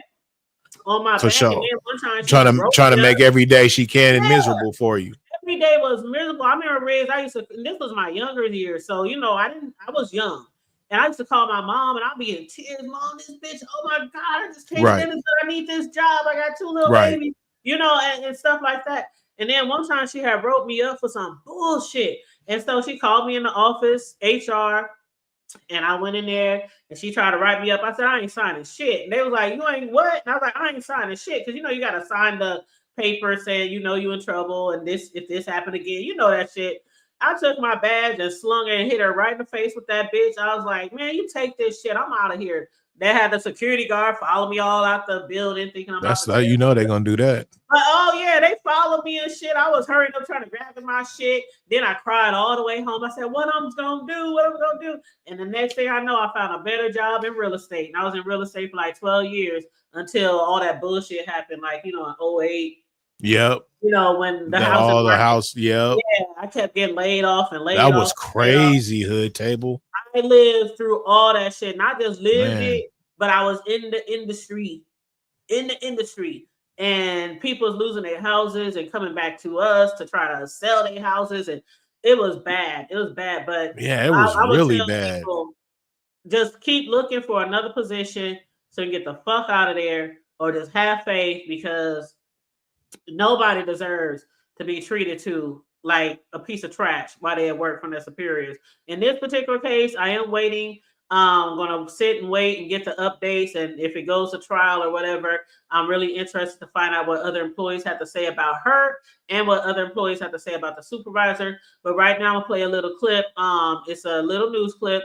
And one of the children of the lady, because she had like 6 kids, I believe. So one of the children is talking to the news station. So let me play that real quick, you guys. And I'm going to hit mute. Unthinkable tragedy. Yeah, I'm Taryn Asher. We begin with a heartbreaking loss for one Metro Detroit family dealing really with an unthinkable tragedy. Yeah, Taryn, what began as a normal day at work quickly turned violent. A mother of 6 stabbed to death at an East Point McDonald's while doing her job. And Fox News' Camille Amiri joining us live with the very latest. And Camille, we understand you have spoken now with the woman's family. I mean, it's hard to imagine what they're going through. Yeah, I mean, we were here all day, and then family members started showing up this afternoon, one after another, all coming back to the scene of the crime. She has 6 children, as you said, ages 5 to 20, and some of the littlest ones were here. And let me tell you, it was absolutely heartbreaking. My mama was a good person. She was the best mom anybody could ever ask for. Jennifer Harris, a single mother of 6, a manager at McDonald's, fatally stabbed Thursday morning by one of her employees, according to police. My mama, she woke up every day and went to work for us. My mama died trying to take care of us. It happened right before 8 o'clock at the McDonald's on 9 Mile in East Point. From our understanding, it happened near the drive-through window inside of the building, so in the employee area. Investigators say it started as a verbal dispute between Harris and her employee. Harris asked the woman to leave, but she came back with a mask on her face, and the only thing I seen was her hands. That's how I knew it was her. And she started stabbing her. I tried to stop her. It was no stopping her. She stabbed her everywhere. Police say a customer, a CPL holder in line at the drive-thru, witnessed the stabbing and shot his gun in the air, attempting to stop the crime. The suspect ran out of the fast food restaurant, the CPL holder getting out of his car and holding her at gunpoint until police arrived. He absolutely did the right thing. He showed, so to speak, heroism. Harris's family members beside themselves with grief. We met the lady and everything. I don't understand why she had to kill her. My mama was even good to her. She was good to everybody. It's just so incredibly sad. The children's father is incarcerated. They told us that when we met with them earlier today. So it was just their mom and them. The suspect is 26 years old. And of course, we expect her to be arraigned possibly tomorrow or the next day, hoping to learn more about what led up to this. Meanwhile, Jennifer worked here. She went by the name of Gemma, and she worked here for 15 years. So, I mean, just a horrible, horrible story all around. There is absolutely nothing that makes sense about this. Reporting live in East Point, Camille and Mary, Fox 2 News. Yeah, Camille, I know that Gemma and that other person had an argument today. The suspect comes back stabbing her. But do we know if this was an ongoing fight beyond today between the two of them? Are family members saying anything about that? They're not. I mean, you know, we're going to hear more about that situation at the 6 o'clock show. But from every intents and purposes that we've been able to learn, that the suspect actually went out of her way to be nice to the children, all of them here at the McDonald's. They would hang out sometimes here. So you're going to hear more about that relationship at 6 o'clock. But they just can't understand this because they say it's so out of the blue, and what led up to this, why she did this, that, of course, remains to be seen. But, of course, we'll have a lot more tonight at 6 o'clock. Yeah, back to you. Certainly such a terrible loss. So we feel for her. We just feel so badly for her. Oh wow, that's real crazy, you guys. Real crazy, you guys. I dropped the link because I knew we was going to be wrapping up in a minute here. So I do have some people on the panel, and if anybody else wants to hit the link to chime in on any of the 4 topics that we discussed or anything else, feel free to hit the link. I want to first welcome 100 Watts to the panel and Cislo to the panel. Thank you guys for hitting the panel tonight. I want to give Riggs an opportunity to chime in on this before we start going around. I know Cislo came up after you, Watts, but because ladies are first and she lives in the D-town, I'm going to give her the opportunity to go before you. No disrespect, no shade. But all right, so he understands. But go ahead, Riggs. I didn't really have too much. I can go ahead and let them go ahead and go. I done pretty much spoke on what I needed to when it comes to her and her actions and everything.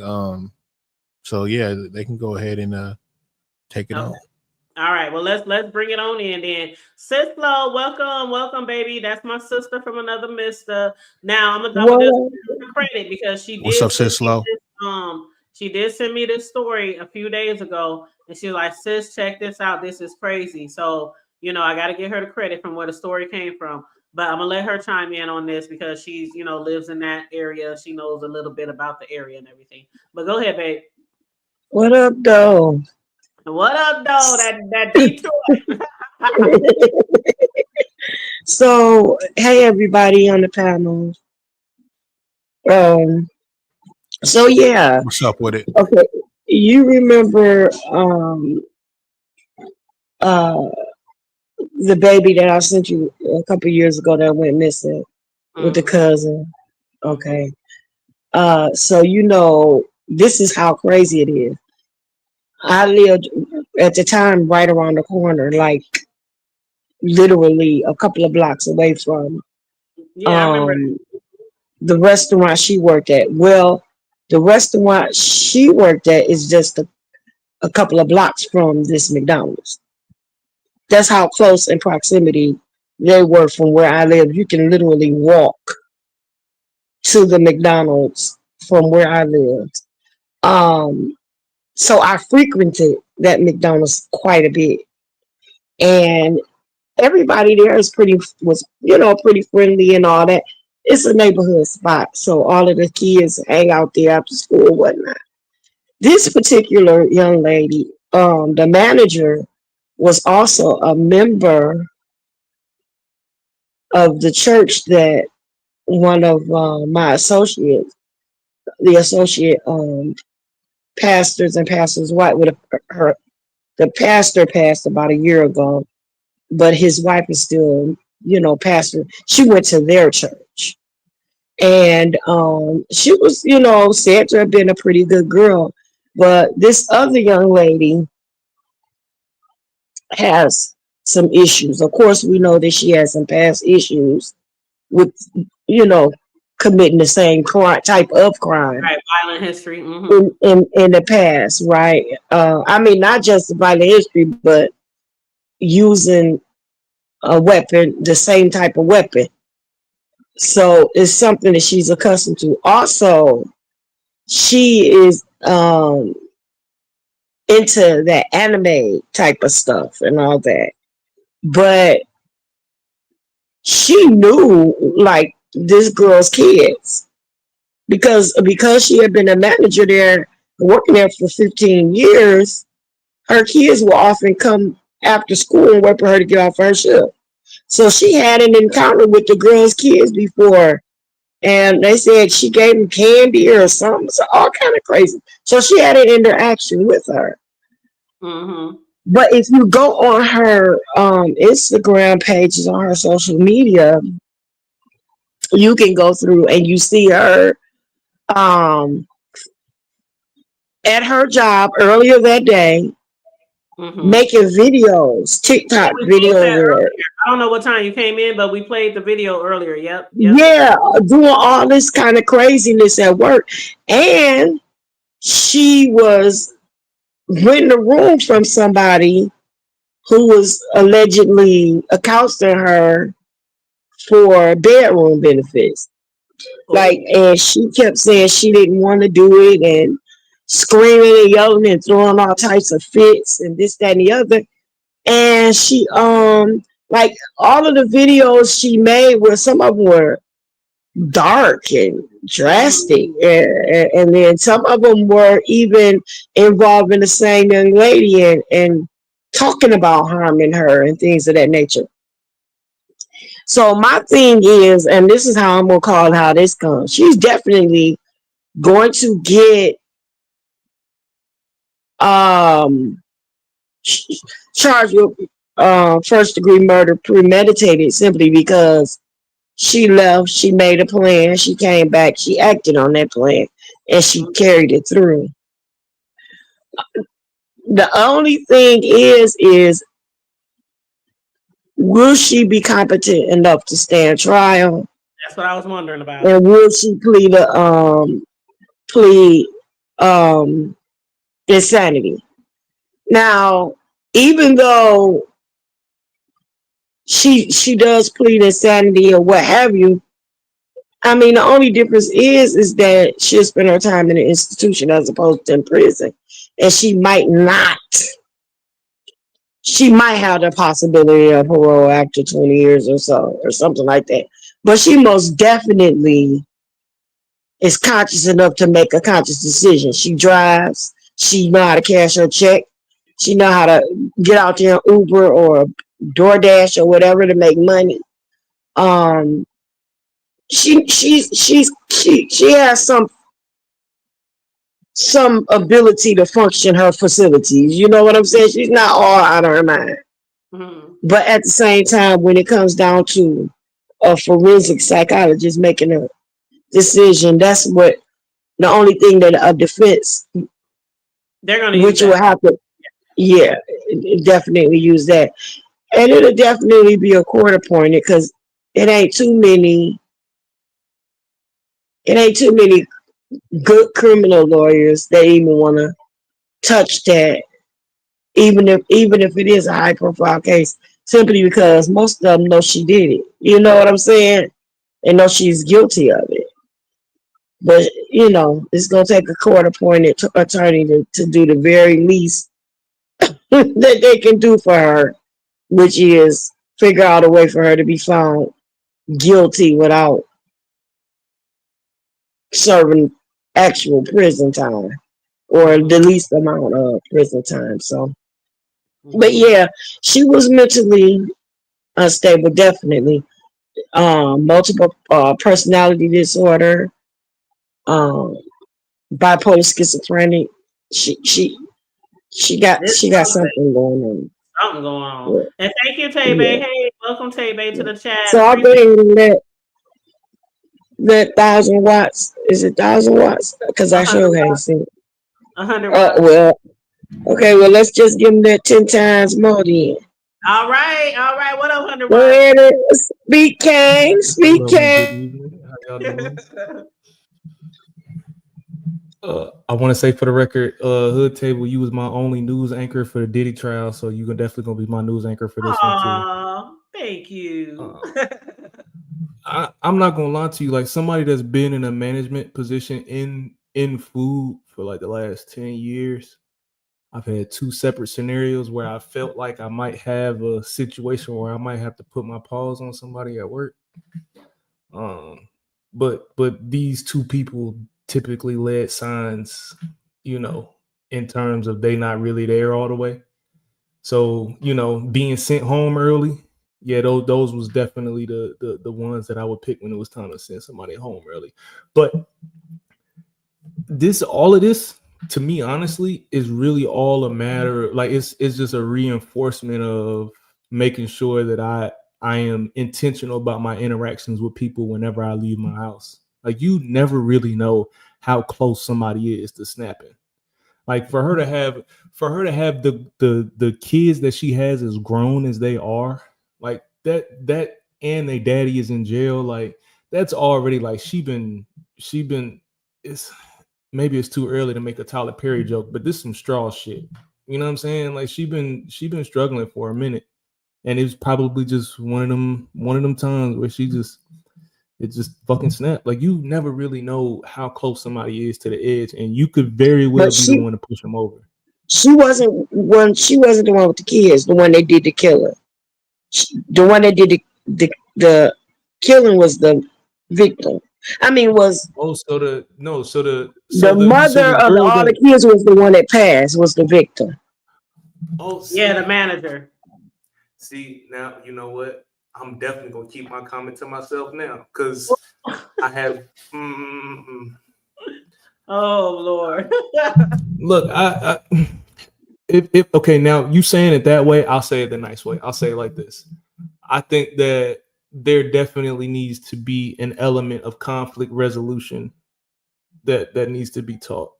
Like this, it seems like with social media, there's a definite separation between person to person contact with our kids. And I feel like it's definitely important that we just like be on conflict resolution with our kids, because these kids aren't getting punched in the mouth no more. And it's like the things that we had to go through coming up, like running the dozens or cracking on people or getting joked on or freestyle battles and all that shit that we had to go through, that shame that we had to go through, it kind of toughened us up in a way to where I think a lot of these younger ones are having a hard time. Because again, like being a manager and hiring people for jobs, I'm telling you right now, anybody in that early 20 teenage years, like it's just hard to hire them to do a job. It's just hard. That's true. It is just hard hiring younger people to do jobs. And I don't even want to blame them for it. It's just they have no need to deal with conflict resolution. Like the ones that play video games all the day, whenever they get to a spot where it's tough, they just hit the restart button and start over where it's easy at. You know what I'm saying? Like social media, you can just block people that you don't want to deal with. So there's no real conflict resolution. And this again is another example of how important it is to be able to manage your shit. Yeah, that's true. And I've never been a manager of 100 watts, but again, just like a lot of people, worked at those establishments when I was younger. And one thing I do remember is none of the managers then, and we were all young. I mean, we were all 15, 16, 17, around that age. And if I can recall, I don't remember them ever taking classes on how to deal with young people or conflicting situations or stuff like that. I remember managers like talking shit to us like we grown ass kids. Didn't I tell you to clean up that? Shut the fuck like You know, it's like they understand we kids, we somebody's kids, and if we probably went home and told our parents that the manager was cussing us out, then it probably be a whole other story. But you know, we kids and we from the street, we from the hood, so somebody cussing at us and telling us to take out the fucking trash, that's no different to us than our parents. You know, back then, because more so back then, other grown-ups could talk to you like that. You know what I mean? Like back then, people could spank your butt and send you home to Big Mama to spank you again. So, but as we got older and as the time progressed, of course, more parents now, you talk to their fucking kid, they want to, you know, get with you heads up. And that's why the kids around here acting like crazy and shit now. But I think that's one thing that they do need to incorporate with any of those jobs who hire young kids, because you don't know what those kids are going through at home. You don't know their life situation. They could be coming to the job as a sense of, you know, peace. Like this is, you know, McDonald's and places like that can be crazy, right?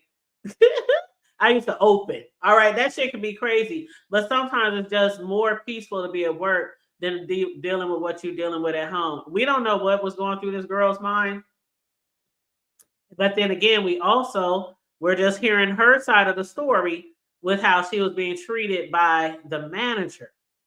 So I'm not giving her an excuse or a pass for what she did, because that was absolutely horrible. That's why I said I gotta follow this case, because it's gonna take other people who work there. When they call in, if this is like a jury and shit like that, when they call in the people for the witnesses, it's gonna be probably people who gonna stand up who were even just customers there.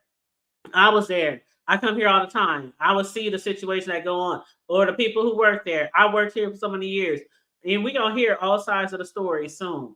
But it's crazy. I just can't believe she did that shit. And then she did it in front of everybody. Like, you know, you're gonna get caught. It ain't like she caught her slipping in the alleyway or when she closed at night in the parking lot. She was brave enough to go there during business hours. That's crazy to me. That's Yeah, like crazy. Rick said, for you to be able to do With a something mask that up close and on. personal, Mm-hmm. be able to do something that close and personal, I do think they're like, because she said that it was somewhere in one of the clips that it said that I think she said that the manager sent her home because she was snapping on people or something like that. Like, you don't go from being cool, calm, and collected to just stabbing people. Like, you probably did snap on a couple of customers while you was at work, type shit. Like, and it's not like, yeah, you probably snapped on a couple of people at work, fam. Like, it be signs. It be signs. And me personally, I when I recognize the signs of crazy, I kind of want to give you a hug and make you my friend, just so Yeah, if be you a gonna little have bit one of nicer. if you gonna come in here and do something crazy, call me so I can call out. You feel me? Just let me take the day off when you want to come up here and do something stupid. You feel me? I'm Right. gonna make And you you my don't want to friend. kiss I'm their not. ass or nothing like that, because they still kids. But you know, we didn't all been in a situation. I know some of y'all have where y'all have probably been around some unruly kids, whether it's at your child's football program or football team or at an event. You got all these kids over here just popping off, cussing, acting all gangster and whoop whoop whoop, and you the parent is sitting by like, who fucking kids are these? But at some point in time, you gotta still be like, excuse me, do you not see this elderly woman sitting behind y'all while y'all cussing? And they might give you this look like, bitch, do you know I will? But you know, at certain time, we have to stand up to these kids. I'm not saying go battle with them with somebody else's kid, but at some point in time, we can't be scared all the time to talk to these kids about how we really feel about them. But if Sis was right, she had a mask on.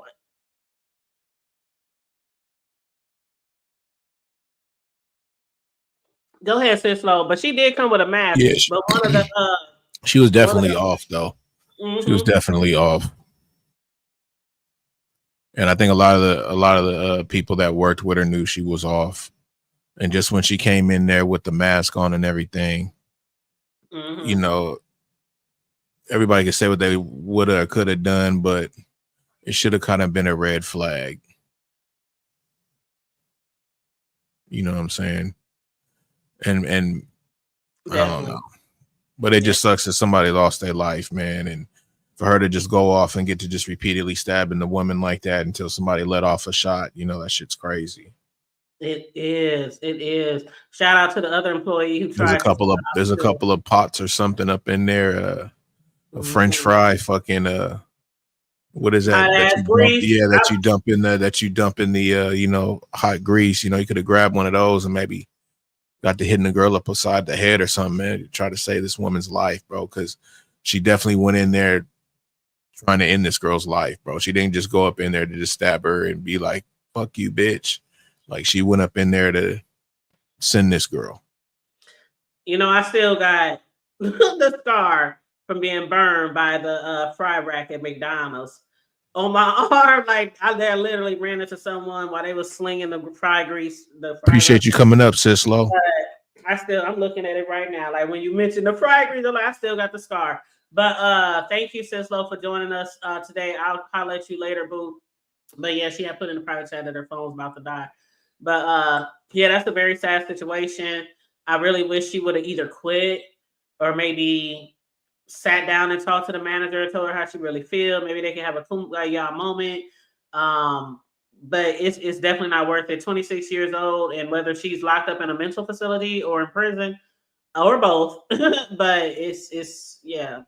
She's gonna hit prison. She's not really showing signs like that to where she can't get prison time.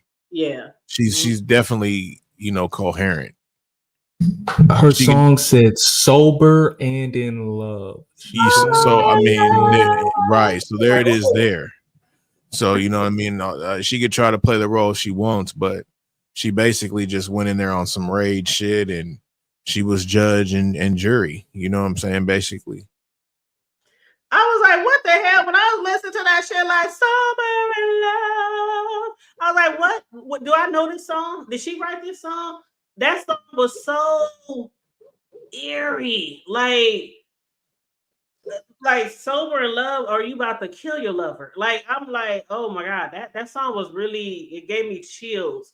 Listen to, and then she's at work at McDonald's. Like, if I was at work at McDonald's, I'm gonna probably be playing some upbeat song like, hey, I'm back here about to get these fries out, But the song that she was playing, like, and then what happened later on?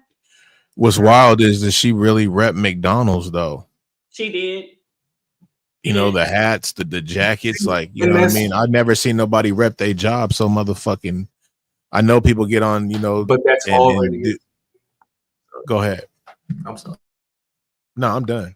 But that's one of those signs. Like, you got the jacket to match the hat and the glasses to match the whole fit at the same color as your hair. Oh yeah. No, you didn't come up here to go. You didn't come up here to work. No. You not here to work.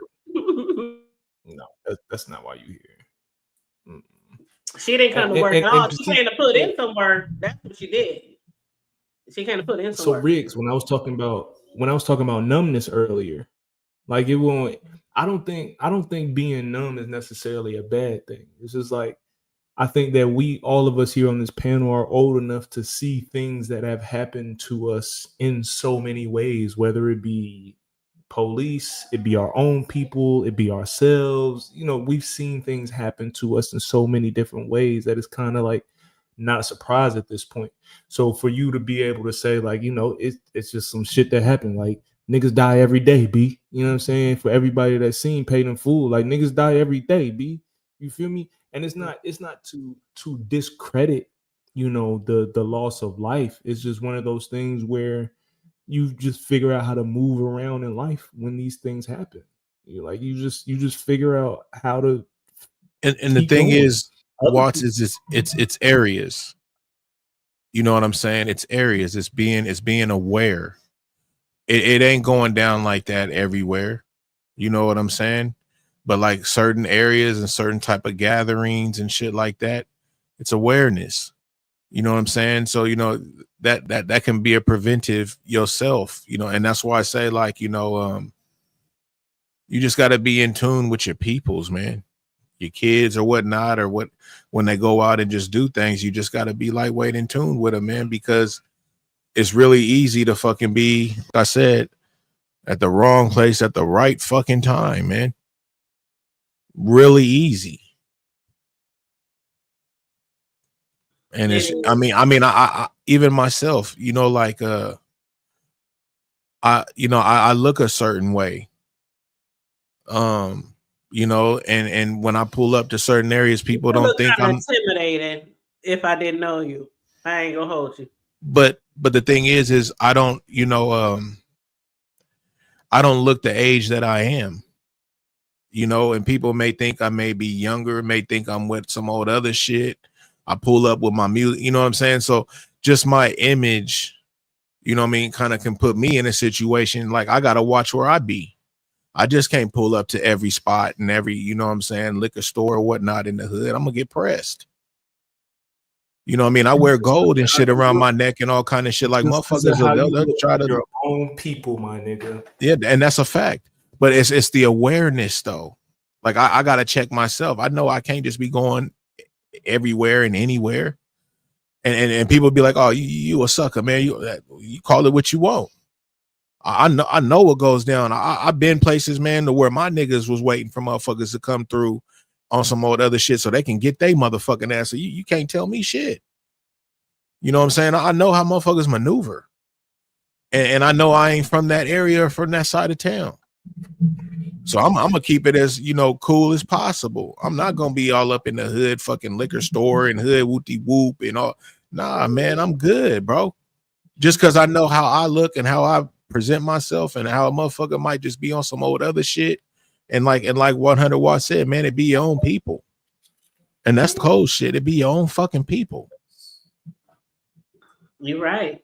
They do be on people. And when you go to different places, like my city might not have as much crime as a lot of other places, nationwide, but we do have our little hot spots. But also, when you grow up in the hood, you kind of immune to it too.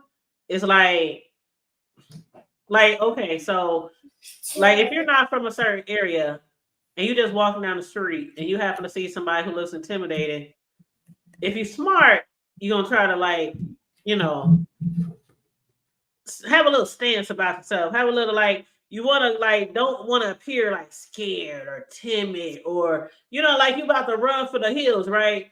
But so certain spots where you might be, if you see somebody and you might think, oh shit, I mean, I done had it be your own people. I remember when I was younger, in the probably second grade.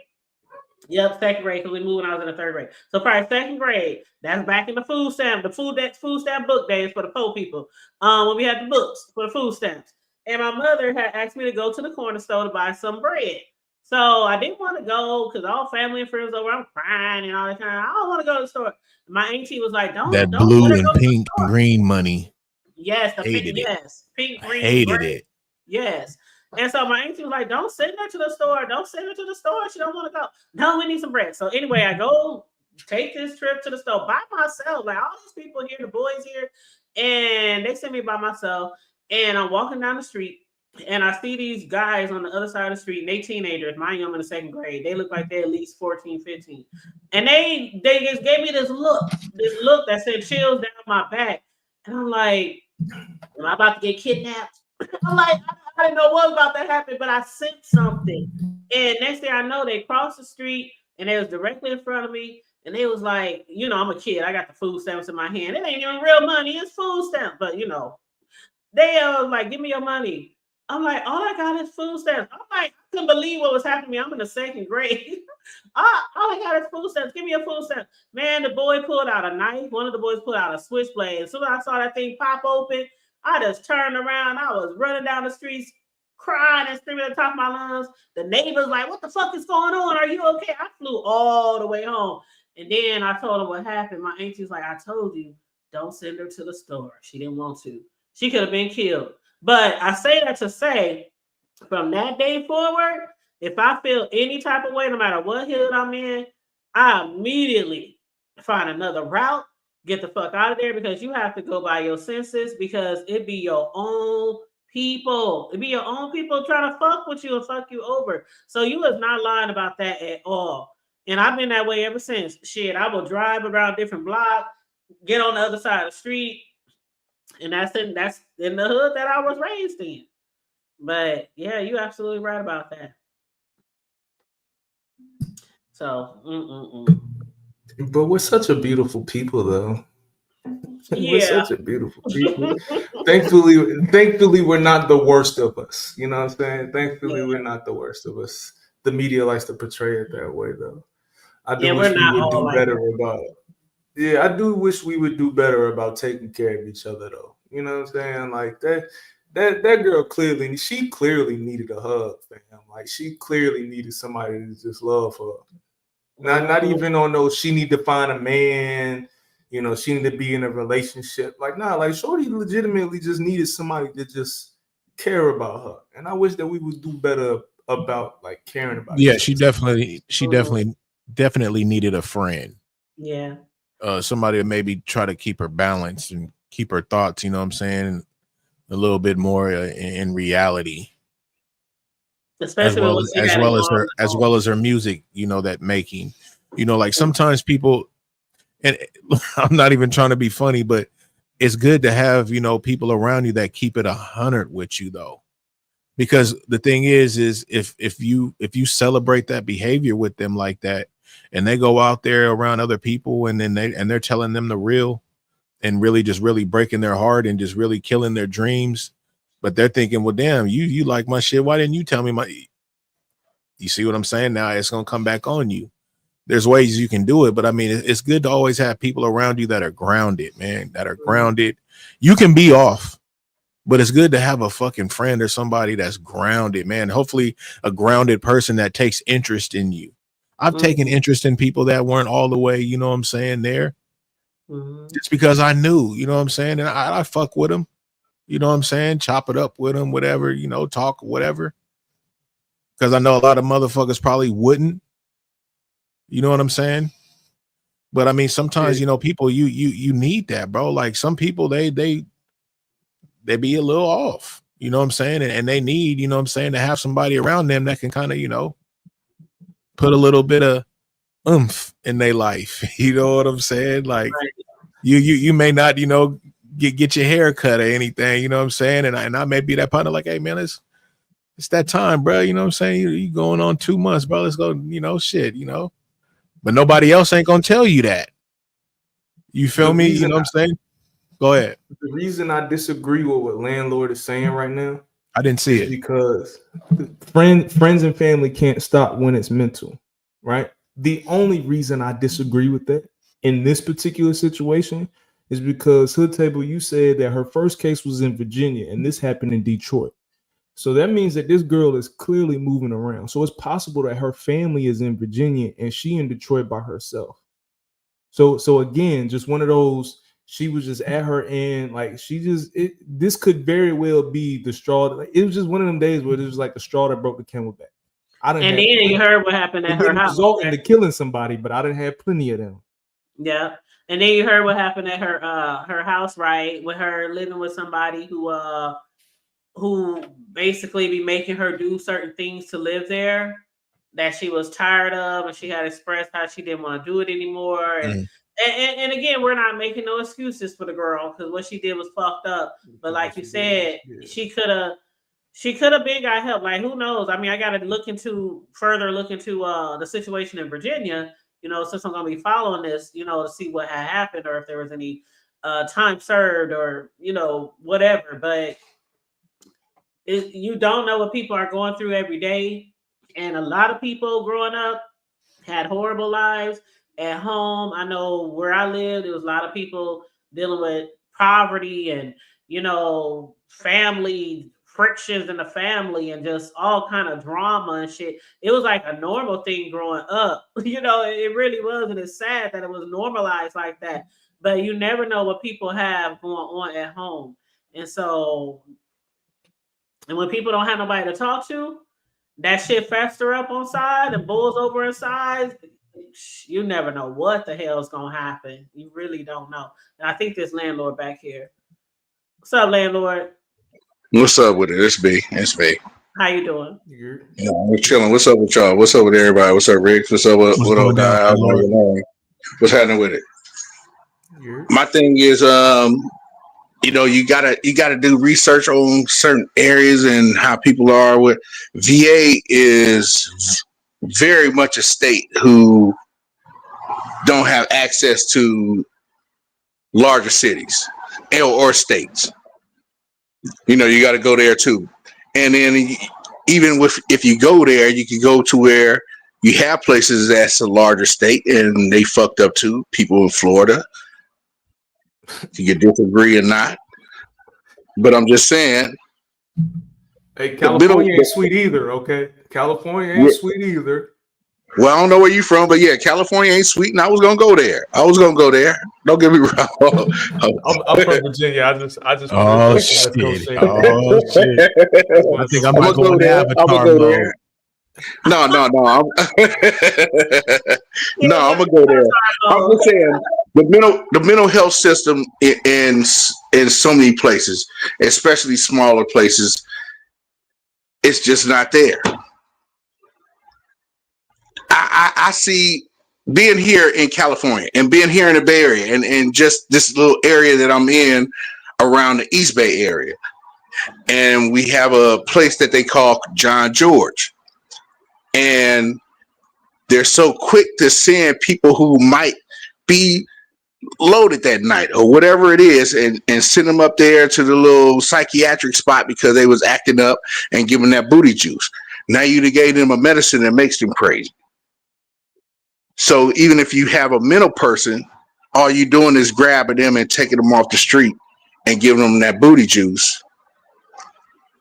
And if you don't continue being able to afford that booty juice, what the hell is booty juice? Man, that shit that's supposed to sedate you from being motherfucking nuts. So when you get on that booty juice, what are you talking about, like Xanax?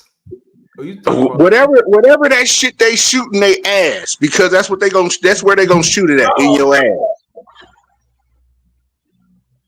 That's where they gonna shoot that shit. It's in your ass cheek. They gonna shoot that shit in your ass cheek. That's why we call it booty juice. I thought it was just penicillin, but okay. Totally different thoughts. I'm like, what?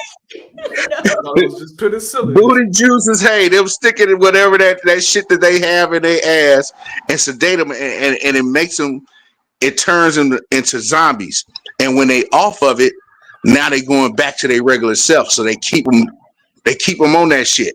So now when they release you after 72 hours of that shit, now you need it, and you can't afford to get it no more. Right.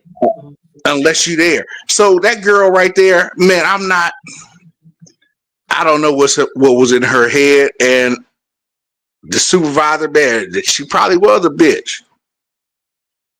She probably was that motherfucker that was just feeling herself being there for 15 years type shit. If old girl was that Looney Tune playing in the balls and all that type of shit, you're supposed to see that in the interview process. Yeah.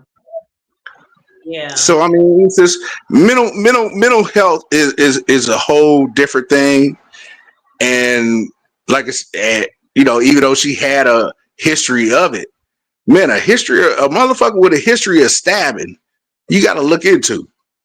And how'd she get hired? Like, it's McDonald's. Hey, I want to know when they had those new uniforms and shit. I ain't been to a McDonald's in hella long. Where them new uniforms come from? Oh no, you got to be in the cold for that. That looked like some warehouse work.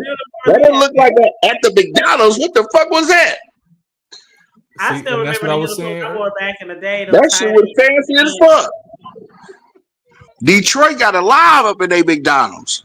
Wow. I'm just saying, man, with mental health shit, man, it's just hard to really just.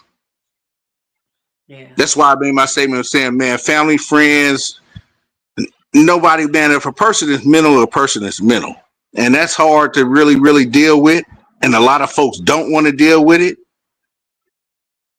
And there's no programs to really help deal with it. That's the problem in America right now. You're right. Where I am in Nebraska, we had this place called Richard Young. Oh shit! You said Nebraska? Yeah. Yes. And we had school us on black folks in Nebraska. Let me, shit.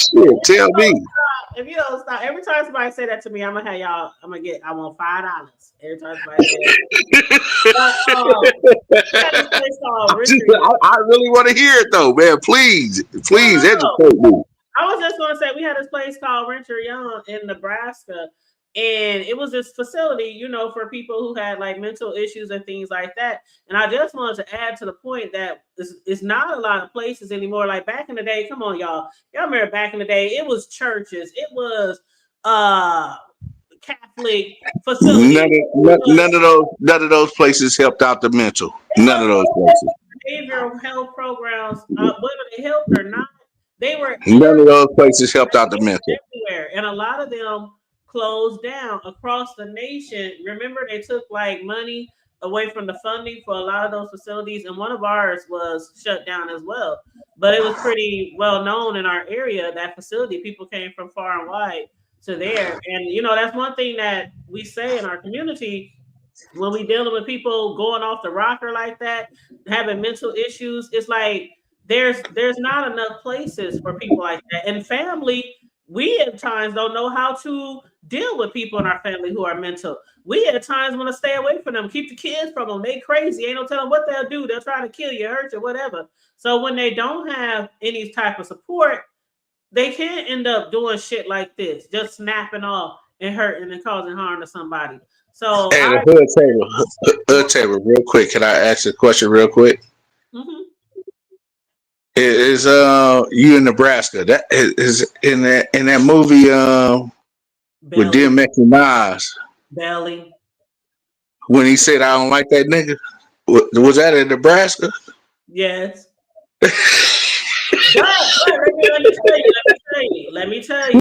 No, I just wanted to make sure. I'm not clowning Nebraska. That was I'm not clowning Nebraska. I'm not clowning Nebraska. But hood table niggas wasn't having their hair like that out there, right? That was kind of a spoof, right? Oh shit! They I'm on weren't mute. really in Nebraska. They had it set as Nebraska, but they no. I understand that. I mean, it's a lot of sets. It's a lot of places they feel shit that ain't where you know they sell. But I'm just saying, you know, that was Nebraska. Okay. I just wanted to make sure. Why the motherfucker always walking around with banana? Like what? Hey, what? So that wasn't the accurate portrayal. That ain't how we look. Back then, hey, I didn't even trip on the banana. She said they had motherfuckers thinking motherfuckers walking around with bananas. I forgot all about the banana, bro. God damn. Nah, I ain't gonna lie. When he said that, the first thing that popped in my head was a nigga with a perm eating a banana. That was the first thing that popped in my head. The only truest part of that movie was if you in that type of trade, you know that the Midwest was where it's at. We were like we're very, if you look at the map and just point the finger, that's where we are. So a lot of things come through here. You know, okay. A lot of things. Okay, Nebraska. Drugs, I'm gonna jump off and I'm gonna come back on. I am gonna cut. I just wanted to break it up and make some laughs go on because we are discussing some tragic shit. I'm not gonna shit on Nebraska like I did Virginia. I'm the only black person here, okay? Yeah, I'm not gonna shit on Nebraska and Virginia right now, shit. But I'm gonna come back though. I'm gonna come back. Okay. I'm gonna come back though.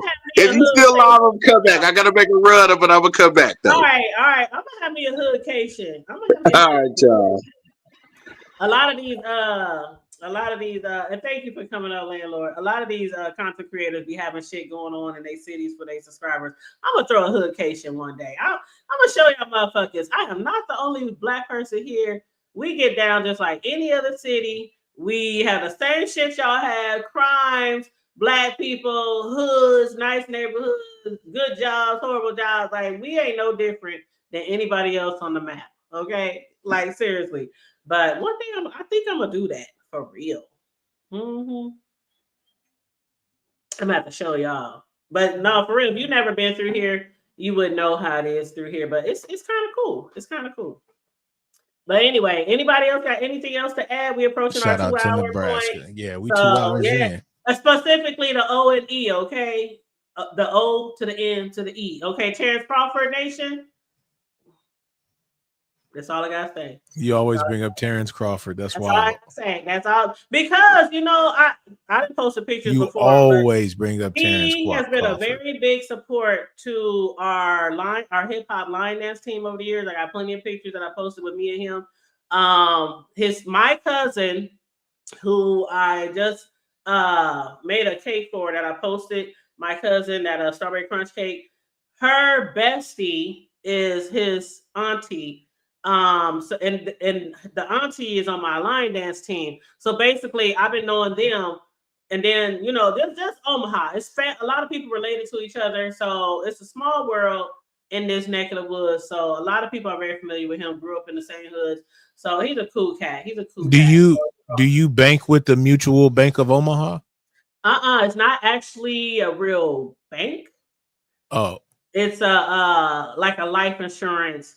Oh yeah. It's a life I take insurance that company. back. God Yeah. dog it. I take that back. But way back in the day, the Mutual Omaha, they used to have that show, the Wild Kingdom. It was like they were y'all remember the Wild Kingdom back in the day? It used to come on TV. Yeah, that came out of here, and it was like backed by Mutual Omaha. But that's why a lot of people know that name too.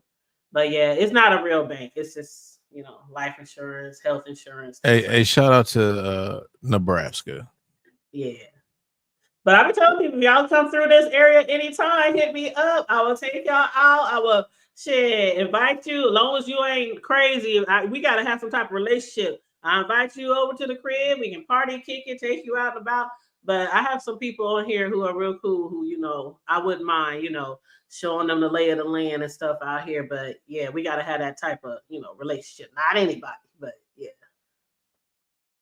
Anyway, but so that's all I got. Landlord's back. Oh Lord, he about to talk about the break. Hold on,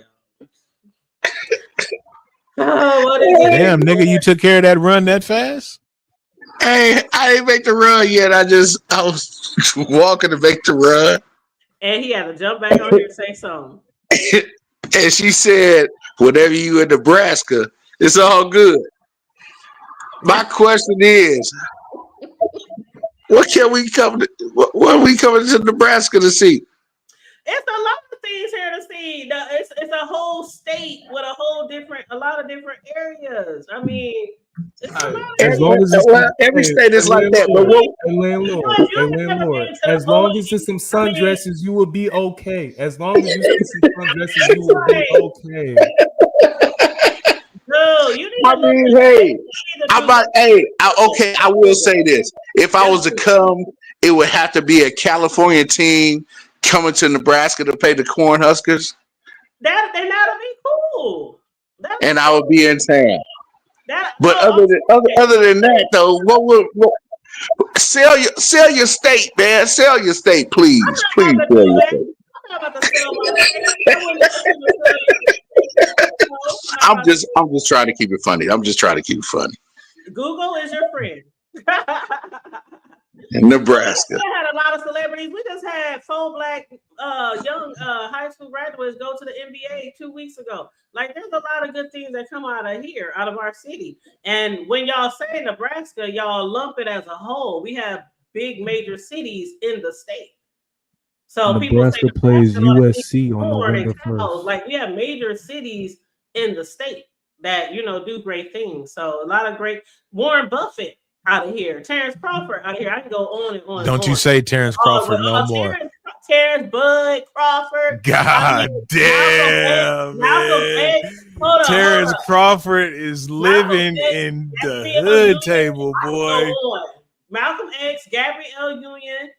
Y'all know Gabrielle, right? She's from Omaha. I mean, like, it's a lot of good things that came out of here. So yeah, but I'm not about to sell my state. Like, yeah.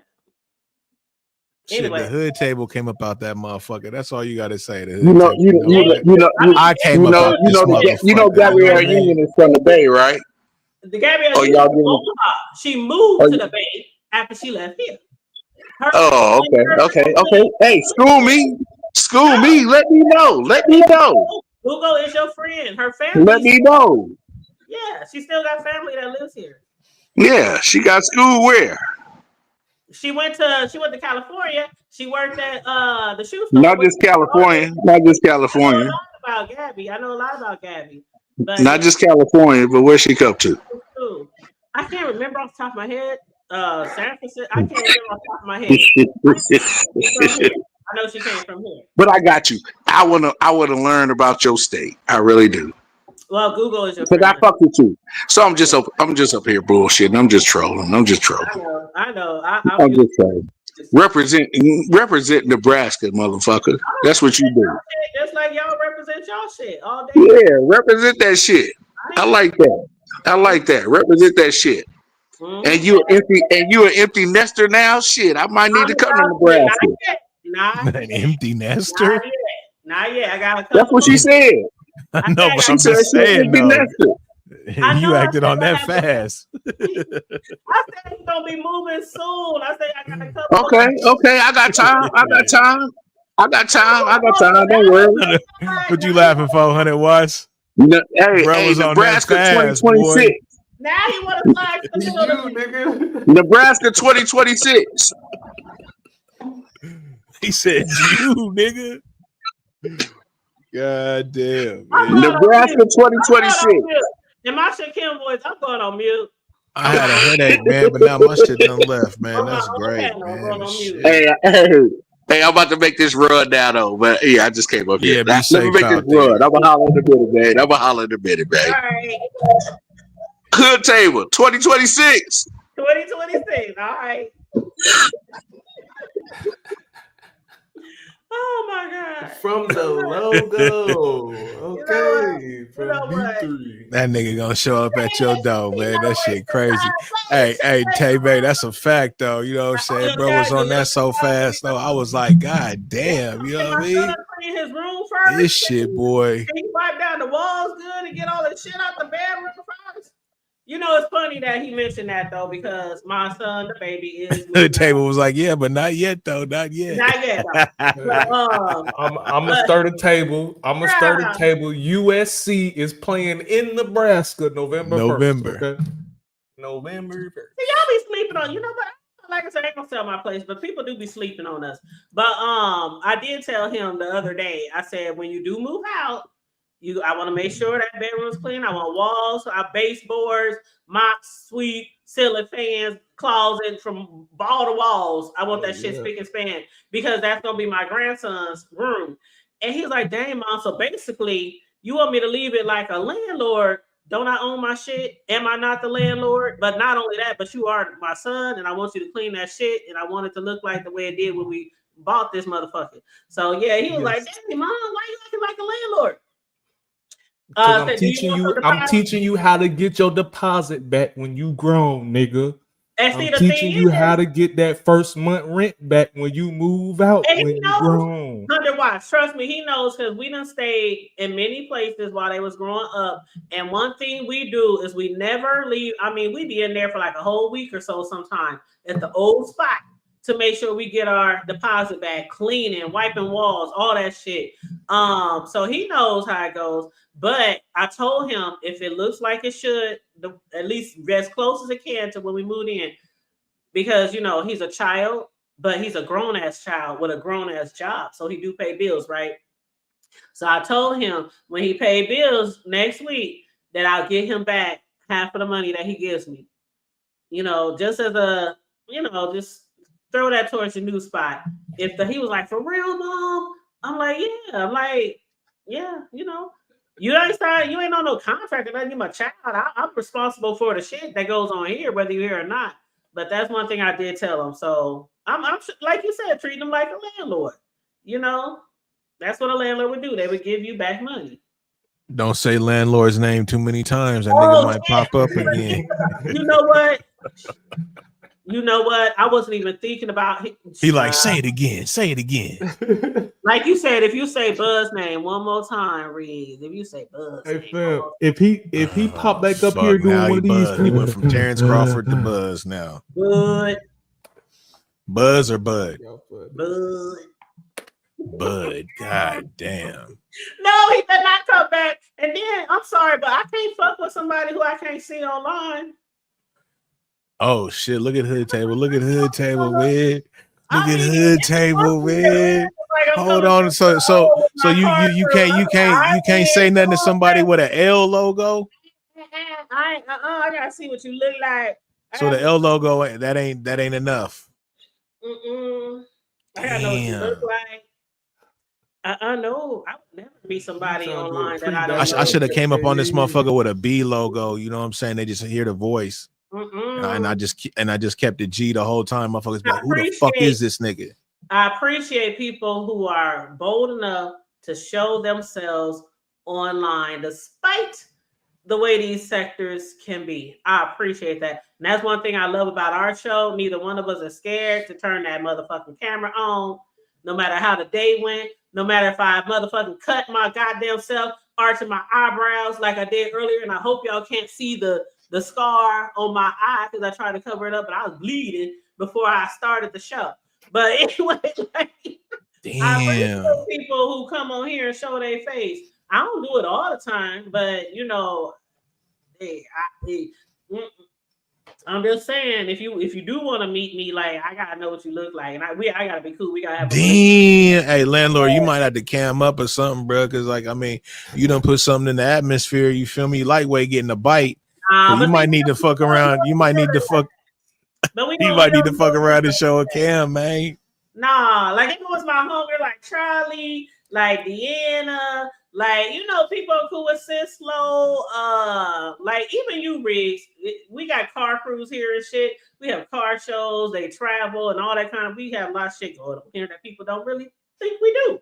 But I'm like, oh, you coming to let's do a show together. We about to cam up on these bitches, you know. But no, it got to be somebody I'm familiar with, like. Somebody familiar with you just ain't gonna accept nobody into your social No, world. that's a fact. Outside. That's a fact. You know, I ain't saying he'll do something to me because I stay strapped all the time. But I mean, you know, my family, like y'all, hey, he say Nebraska, like, want to, don't sleep on Nebraska. Shit. Shit, you better check your facts. Go back and do some research on the 80s and the 90s and the early 2000s. And it was like little Chi-Town in this motherfucker. That's what they used to call us. Bodies dropping every day. Like, they was like real gangsters back here when that drug trade came in. That's why they did the shit belly in Showcase, Nebraska, because that's where it was at with the drug trade back in the day. Like seriously. So yeah. But anyway, shit, I just found the open mic. Hey, I just found the open mic for Nebraska. Anybody trying to fuck with it? Goddamn, they got Tuesday nights, Wednesday nights, Thursday nights. Hey, look, man, goddamn, Nebraska got whatever you need. People just don't even know. Like people just don't even know. But if you're not from here, if you're not used to the area, like you know, you're just not. You know, but it is what it is. So on your block, you got a couple of black people on your block? A couple? I don't know where any white people are near me. Like everybody over here black. Oh, okay. Like, you know what? It's funny, Riz, because with my kids, every time we move, they're like, Mama, why every time we find a new house, we deeper and deeper in the damn hood? And we used to say that to my mom, though, growing up, too, because my brothers were Crips. So, and the majority of our family was Bloods, but my brothers and certain other few people were Crips. So we kind of, but we were still family. You know what I'm saying? No matter what set you were from, you know how families are. Period. It don't matter. Like if something happened to the Crip side, the blood's coming through. You know, and vice versa. But my mother would move us deeper and deeper in blood territory, and my brothers was always like, "Fuck, mom, why the fuck?" Like when I say we from the hood, we from the hood. The same, might not look exactly like yours, but a hood is a hood is a hood. You know, poor people, poverty, gangs, crime, drugs. You know, but that's what my boy said. That's why the youngest one moved way out west, where he about to be in 2 weeks. And I'm like, damn, you just gonna act, you just gonna forget where you came from, I guess. He's like, no, I'll still come through, and yeah, we'll see. But nah, y'all look at the history of Omaha. A lot of people don't know, but we got a lot of good things that came out of here, a lot of history, you know. But yeah. What up, Happy Life? How you doing, love? Get out of here, Happy Life. Get out of here. You know, I know Happy Life wouldn't mind coming here. I would have fun if Happy Life came here. I'll take him all over the city. Happy Life is cool as fuck and he's funny. Oh my God. But anyway, anything else y'all got before we wrap up? We on 219. What y'all got? So we can be out this piece. Love your people, man. Check on your peoples, man. Stop being afraid to show love, man. Absolutely. The internet tell you that it's glazing, but I don't give a fuck. I want to make sure I tell those that I love them and I appreciate them for what they do. You know what I'm saying? What's up? What's up? What's up? You know what time it is. You know he was gonna hit the link, Riggs. Man, what we talking about? You know what? See? You is so late. Very late. Man, that's why I told him to get out of here. How you show up when we about to close out? Yo, I got through watching Man dragging Mr. West on lemons, man. You know what, Riggs? Let me tell you, I am at the bottom of the list. I know. That's why I said I know he was everywhere. Yeah. Happy Life used to come over here and support me, but now I am at the bottom of the list, and he showed up to my show. Man, bottom of the barrel. When I say you ain't at the bottom. Yes, I am. Yes, You just said it. Oh, I was watching this person get dragged and this person, but I'm here now, hood table. That's what that's the page you on, brother. Bro, Lemons platform got a lot of shit going on. And now you're gonna talk about somebody else's platform on our motherfucking show. That's Happy Life. That should really get you evicted, but that's crazy.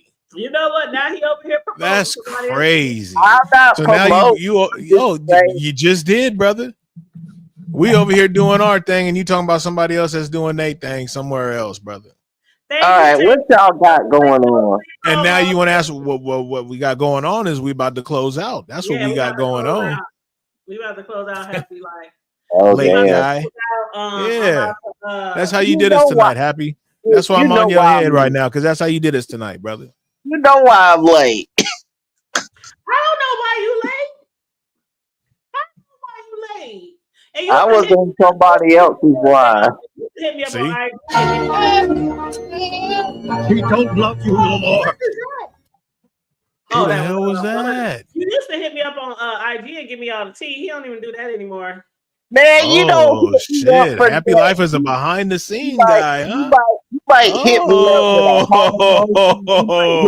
with one word answers, but you don't hit me up. So just because I hit you up with one word answers, at least I wasn't ignoring you. Oh, he want a paragraph from you. Damn. No, I want like a couple This is crazy. Hey, you better. I do ignore some people on IG. I do ignore some people on IG, but at least I respond to you with a laugh out loud or a smiley face or side eye or something. I know, but so she do be one lining you, huh? Happy Life. I just want a couple. That's all. Like, man, she shit said is a laughing crazy. emoji or something. Oh boy, you not helping. I just this want nigga spilling all kind of tea, and you like, oh, cool. All right. Yeah, but Thanks. I want a little more than all right. Like, And damn. Happy one's like, oh man, I appreciate Happy Life. You use a hitter. Happy Life. You want a little bit more from me? Yeah, like you know, with Jerry, we got this bond. You know what I'm saying? Like, conversate a little bit. Like, don't hold back. Okay, well then come through with a cake emoji, then, nigga. You got everybody else's emoji. Come through with a cake emoji and represent the hood table one day, then. Motherfucker. Yeah. Oh, so you don't know she's the cake diva? Man, you just finna lose all day today, Happy Life. This is crazy. That cake hard. So what emoji should I do? Like a cake, just a cup? Oh man, you know what, Happy Life? You do whatever you want to do. All I know is you came late to our. That's nice. You came late to our show tonight. You didn't give two shits. Then you're gonna ask us what the hell we was talking about when it's in the goddamn fucking caption of the show. This is crazy. But you know about everybody getting dragged and all that old other shit. You know, you can name everybody's name that done got cussed out today. and you can't even tell us the name of the topic of our show. God damn it, you gotta I go. mean, y'all got Philly mass shootings. Y'all got McDonald's going on. What happened at McDonald's? Happy. And And it wasn't a Happy Meal. I think somebody got stabbed at McDonald's. Okay, for sure. That looks good too. That's I'd just actually a want a little bit. piece of That's that just like a little right bit. now, Those to who be follow honest me with on you. my cake page, there I got hundreds and hundreds going This back. nigga threw up a cupcake. Look. Like, if anything, if you don't know shit about me, This you nigga threw know up a cupcake, dog. I am the cake dealer. Is that good enough for you? That's Hey, you good doing enough for Happy Life, you. man? You a cold dude, bro. That's all I know, That's just man. a little taste of You a what the hood cold is. dude, man. But look at Hunter Watts. He like what? But Hey, no, he probably was like, damn, she going through all these slides. Let me go ahead and change this picture real quick. You on mute, bro. You on mute. 100 watts. You on mute. You on mute. That's right. That's right. Happy life, no. You on mute. 100 watts. You on mute. Fuck, am I still on mute? There you go. We can hear you now. I'm still on mute. All right, bet. No, but Yeah, we I hear be you. in real life laughing at this shit. Sometimes I be watching y'all and I just be in real life laughing at this shit. It's fucking hilarious. That man said you gonna have to drop a cupcake emoji in the chat. And this motherfucker changed his logo to a goddamn Fast. Fast, 100 watts. Oh, that nigga may fuck around and show up on your stream, bro, and be a goddamn 100-watt goddamn emoji, my nigga. Like, you know what I'm saying? A lightning bolt with watts or some shit. Who knows? Can y'all see that cake? Yep. Mm-hmm. Wait a minute. Can you see it? Yep. Yeah, that's like what I 4 gotta tiers. make. I gotta make that 4 tiers. I gotta make that in September for a wedding. But yeah, I am the cake boss of this motherfucker, the cake bitch of this motherfucker. So yeah, you could at least every now and then drop a couple of cakes up in the chat. You know. Yeah, happy life. You know what I'm saying? The fuck? But he know I'm just fuck with him. I like me some happy life. I'm not. Man, you know you love you some happy life. Look at me now. People like me, see, like before. You remember Hood Table. You was like, man, I don't doubt happy life, man. Just let them hang in there a little bit. Now look at me. And you know what, happy life? I was one of the very few who accepted you into the B section with no questions asked. No question. Everybody else gave you grief. Okay. Every agree. Yes. Grief. Okay. So yeah. How you follow God's work with a water emoji? How you follow what? Doing God's work in 2025 with a water emoji? Who's doing God's work? Maybe I'm thinking about it wrong. Maybe that's a line he stole from another content creator. 100 watts. That's what that is. Maybe I'm thinking too hard. How about you ask him that? Maybe that's a line he stole I didn't from even a see content that. I need to put my creator glasses back on. and put it underneath his. So ask him that, 100 watts. Ask him, hey, what content creator did you take that from? Happy Life? That's the question. What's that Big Riz trying to instigate? What am I instigating, brother? I'm just, it's a true question, bro. And where are you portraying all this religion on Lemons panel? Like, where are no, I'm just doing God's work in 2025. So are you with like water a emojis? Person? Do you with belong water emojis? What's the water emoji? I mean, what does that mean? Really? You turn water into wine. Water into wine. Water into wine. Oh, you gave him an out. You gave him an out. No, she didn't. That's what I was going to say. Water out of wine. No, you wasn't. I said water. I was wondering what Cardi B bullshit you was about to say. I was waiting for it. What Happy life. If you don't quit lying, you know that's not what you was about to say. I said water into something, but I couldn't know what it was. Oh my gosh. I don't know, Happy. I don't know. It's holy water. It's holy water. You know what? Big Riz ain't gonna let you have it, okay? He ain't gonna let you have it. See, I'm trying to give you grace. But you know we cool, happy life. You know I'm just fucking with you. We cool. Man, Hood Table, I'm trying to find your emoji for years and I could not find it. Happy Well, life. Why don't you just use an emoji for yourself, brother? Why don't you use a caption for yourself, brother? because you done been every other content creator, you done put their names behind you. Like who the fuck is happy life? You know what I'm saying? Like Be do yourself. something that's you. You know what I'm saying? It is Nigga, me. you like no, it ain't you. Like I like if you like Transformers and shit like that, or books and Legos, nigga, you know, put that in your goddamn shit. Like, who is happy? Fuck representing everybody else. Represent Somebody say yourself, Legos. brother.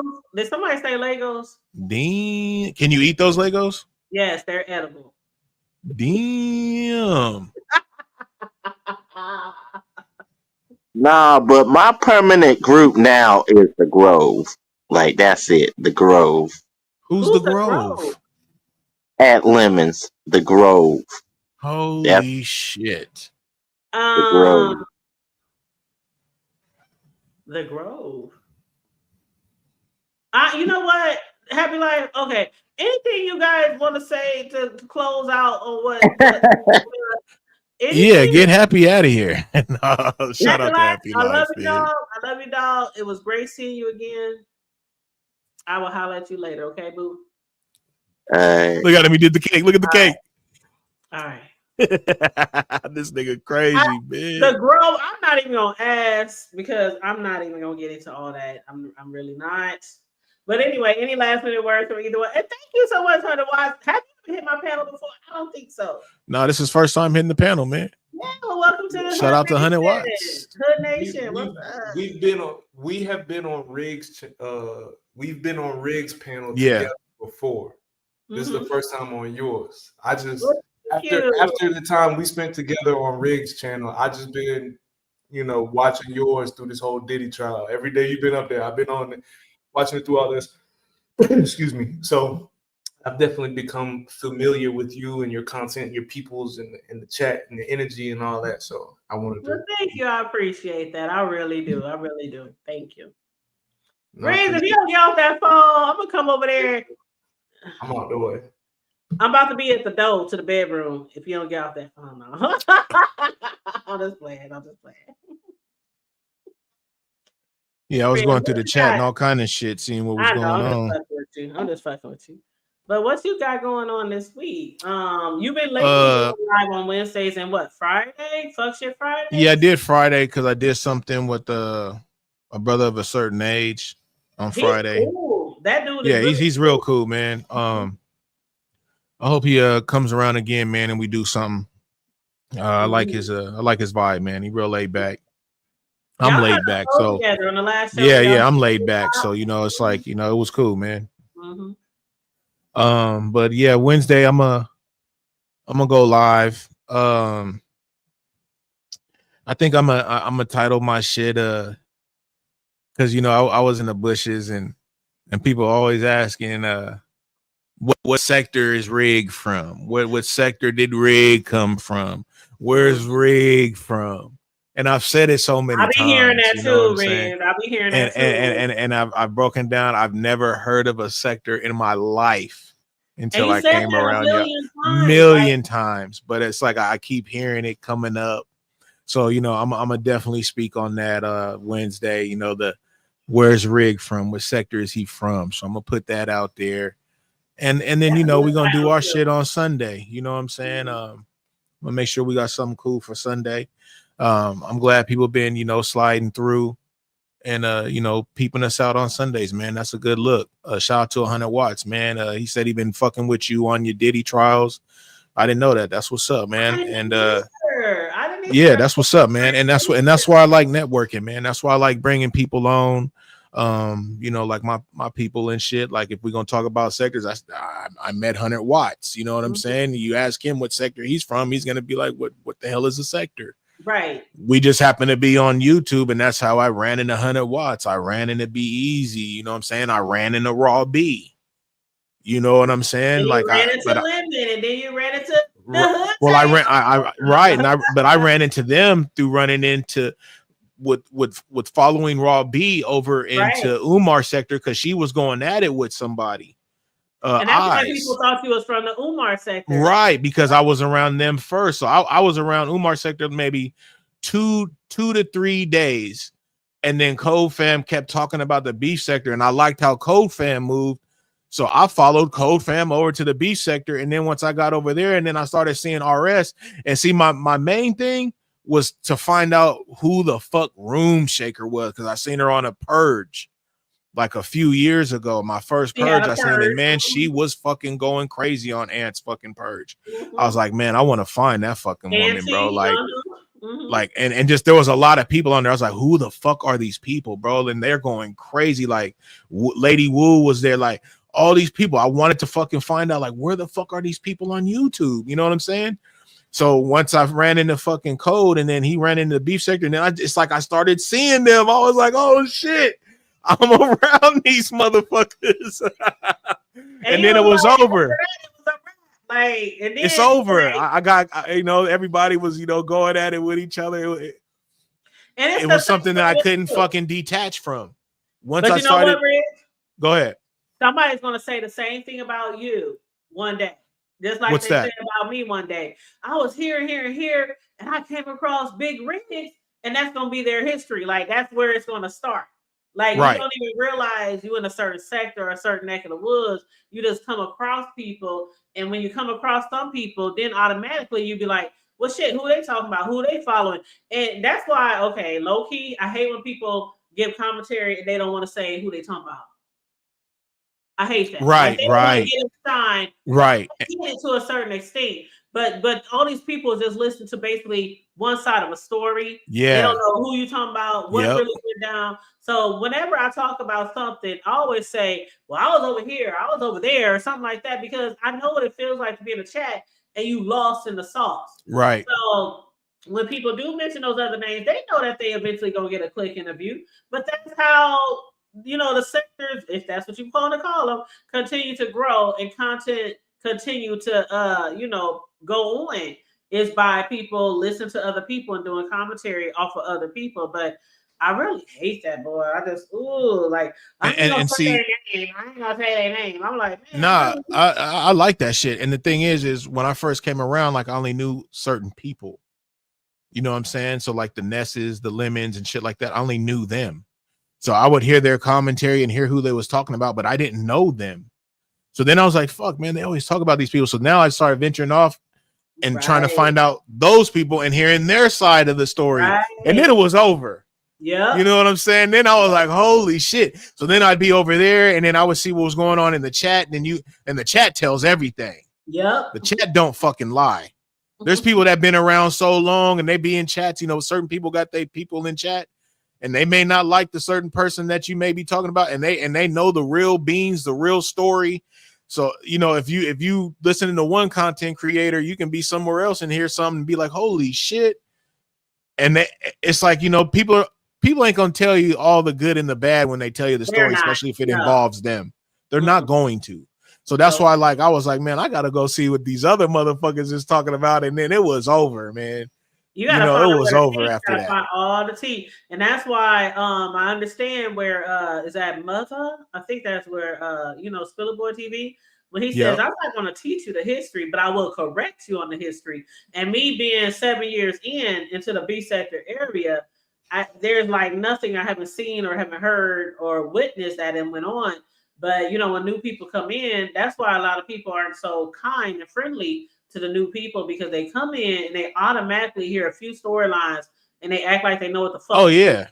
Then they start doing commentary. They don't know what the fuck they're talking about. That's why certain people come in. Like I always say this, reason. I say this about you and a few other people. Not a lot, but you come in, and I'm not saying it's the right way or not, but you come in.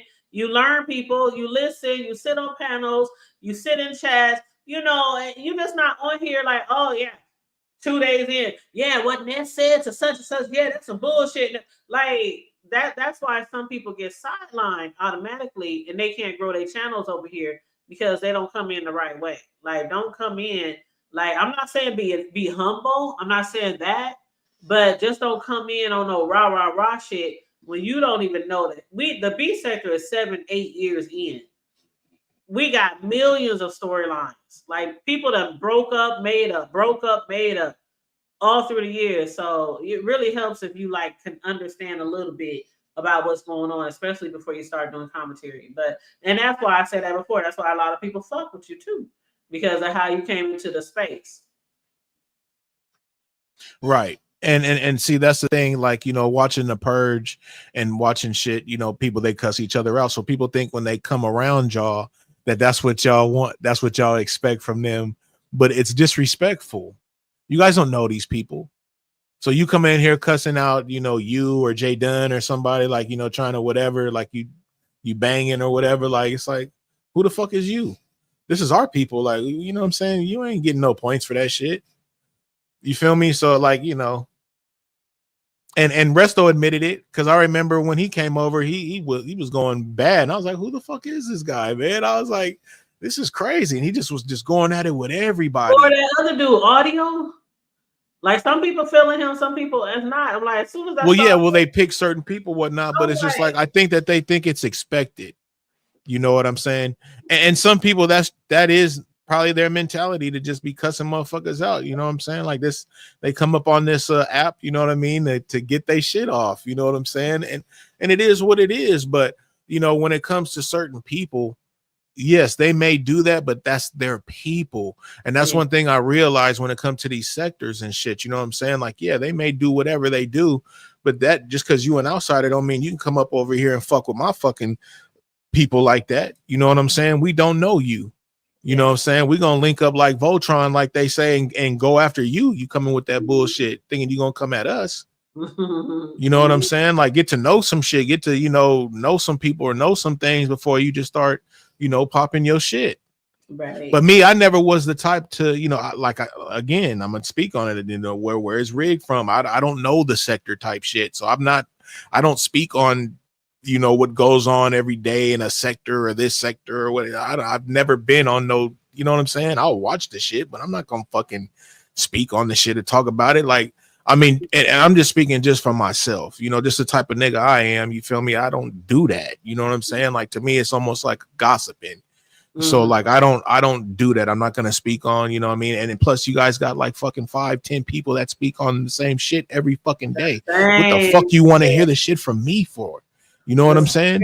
Yeah. Now I get it. Some people pop their shit differently. That's why I watch certain people, because I like the way they pop their shit, and then I can get my dose of everything. Different point of view. I can get my dose of what's going on. But like, I can't be watching everything, and I don't have the time or none of that to do all that shit. You know what I'm saying? But I'm not gonna fucking be speaking on the shit. And every time you do speak on the shit, somebody may not like what you're saying. And I don't need that. You know what I'm saying? I'm not tripping. I'm not that invested like that to be speaking on somebody's shit or giving a reaction and pissing somebody off, and now they mad at me or something over something that happened on their shit. Like, to me, that ain't my style. I'd rather try to come with a topic or something or some content, you know what I mean? And speak on it, you know what I mean? But to speak on what everybody else is doing or what happened over here or over there, I just don't see any point in me doing anything like that when there's already people doing it. You know what I'm saying? And it is nice to get a different perspective. That's one thing I do like about the people who, because, with the B sector, a lot of people have said over the years, you're not B sector unless you beef. And I honestly haven't really had a beef like some of these people have. I didn't have disagreements or said a few words about certain situations, and people said shit about me, but I honestly ain't had a beef. And so a lot of people feel like you're not B sector unless you have an official beef. But people who have been in here for from the gate, who only do commentary, I still consider them B sector. The people who are in the chats who just watch, I still consider them B sector. Like it's a sector. Like, you can't get around it. I don't feel like you have to officially be in a beef and you have to dox people and you have to show the people how to be considered the B sector. You know what? But people see that different ways. But right. I do like to hear different perspectives of things. But when it comes to giving commentary, you do gotta be careful, because I did commentary and I still do every now and then, although I haven't found anything to commentate about, because I haven't found anything interesting to commentate about. And I'm really behind on a lot of shit that's going on in the sector because it's really not that interesting to me. But that's just my personal opinion, you know, and the plays and the replays and the storyline. It's like, you know, it is what it is. No shade, no tea, but it is what it is. But when I do commentary and somebody don't like what you like, you know, it's the B sector. So a lot of times, Riggs, even if you do commentary or anybody else, somebody might find offense to what you said and they want to start a beef with you because you're doing commentary. And nobody has ever been able to pull me into that in all the years I've been over here. You can sit over there, you can argue by your damn self if you don't like something I said. I will not give you the satisfaction to go back and forth with you because that's not what I'm here for. I've always been here for to give commentary. That's it, that's all. You know, period. But you know, and that's why some people say, well, you're not me particularly, but I'm just saying people in general, you're not B sector if you don't beef. And I just don't agree with that. But I am looking forward to your show. So if you want to chime in on what I just said or anything and, you know, advertise your next show, feel free. You got a link now. You got a rent so you can drop your Yeah, link. I seen that. Yeah. Appreciate drop your that. link. But yeah, what you just said, you know, that's what's up. And you know, I'm not beef sector, I'm not no sector, I'm not Umar sector, but I do get a lot of respect from both. And I appreciate them. You know what I'm saying? Like I don't deny them. I think that they both are dope. I appreciate the love that they give me. You know what I'm saying? And I don't feel you have to claim a sector or anything like that. I think if people rock with you and genuinely fuck with you, that's what matters, man. I mean, all that other shit, that's just, you know, for words and for whatever. You know what I'm saying? But you know, I do salute them, you know what I'm saying, that they came through like big dogs for me. And even the black sector, I even be getting a lot of love from the black sector. You know what I'm saying? So it's just like I appreciate all the sectors, man. You know what I mean? And shit, if it wasn't for y'all, shit, there wouldn't be no Rig, because Rig wasn't gonna be popping his shit, man. Y'all the one that got me to really support and what do you yeah, call y'all the ones that got me to come out here and really pop my shit. Cause like I'm gonna tell y'all on Wednesday, like I just did shit with Be Easy, man. You know, he had a stream yard and he got at me one day like, hey man, you wanna fucking, you know, do a show or something and just pop our shit? I was like, I ain't tripping, bro. You know what I'm saying? And that was it. You know what I'm saying? Like, so I you got know, subbed with him the other day because you had shared. You know, it's all about the right. network. You had shared Be Easy, but I didn't see it till later. So once I saw your post, I went back and I said, "Oh, let me subscribe to Be Easy because I like some of the shit that he be talking about. Like some of the shit, you know. Yeah, What I Be mean? Easy's dope. I like Yeah, where he's he dope, be man. talking, you know, when he on your panel, you know, I like where he be coming from. You know, Like if you want a good intellectual conversation and shit like that, and that's why I like doing the show with Be Easy, because like I always tell y'all, I don't really have a lot of big words or anything. I'm more kind of like, I guess you would say, what, street or whatever when it comes to how I talk. You know what I'm saying? But Be Easy, you know, he's got a very nice vocabulary. You know what I'm saying? And you know, like for people that like to like hear shit and coming from, you know what I'm saying, a good perspective on things, and also, you know, doesn't take what you say and hold it against you. Like you can have a conversation with him and be completely against what he's saying, and it ain't like he's gonna like try to, you know, pounce on you or something like that. I mean, we all have our own opinion. Absolutely. And I can have conversations with people like that, and that's why we clicked, because I'm the same way. You know what I'm saying? I can have a conversation with somebody and they don't have to agree with me in no type of way. You know what I'm saying? That I'm not gonna be like, oh man, you're full of shit, and you know what I mean, and try to diss you, or you know, nah, man. If anything, we're gonna build from that. Maybe our conversation can go a little bit deeper, because if you standing on that and I'm standing on this, let's see. You know what I'm saying? Like you stand this way, I stand this way. Let's see how, you know what I'm saying, we can maybe come to a meeting of this shit, or just, you know, why are we thinking so differently? You know what I mean? Like, you know, that's what conversation and shit is about. So, you know, Be Easy will definitely give you that. She said y'all mesh well together, you and Be Easy. But yeah, I just subscribe to him, and that's the thing about the networking, Riz. A lot of times when you network with people and even do shows and stuff, when you can do shows together with each other, you just have this common, you know, understanding of each other or whatever. It helps with the networking, because I've been having people come over here from your spot And I'd be like, hey, well, I remember seeing you in the show. And that's what's you up, go get Hood people Table. from here over there. That's what I wanted. That's why when we spoke on this and I told you, hey, let's bounce back from each other's platforms each week. 1 week mine, 1 week yours. Let's just keep doing that. You know what I'm saying? Because in that way, people that follow the show and really get to rocking with us, now they're on both. You know what I'm saying? So I got all my subs and shit from your people anyways. But sometimes your peoples are so big and everything, maybe, they may not be on or whatever.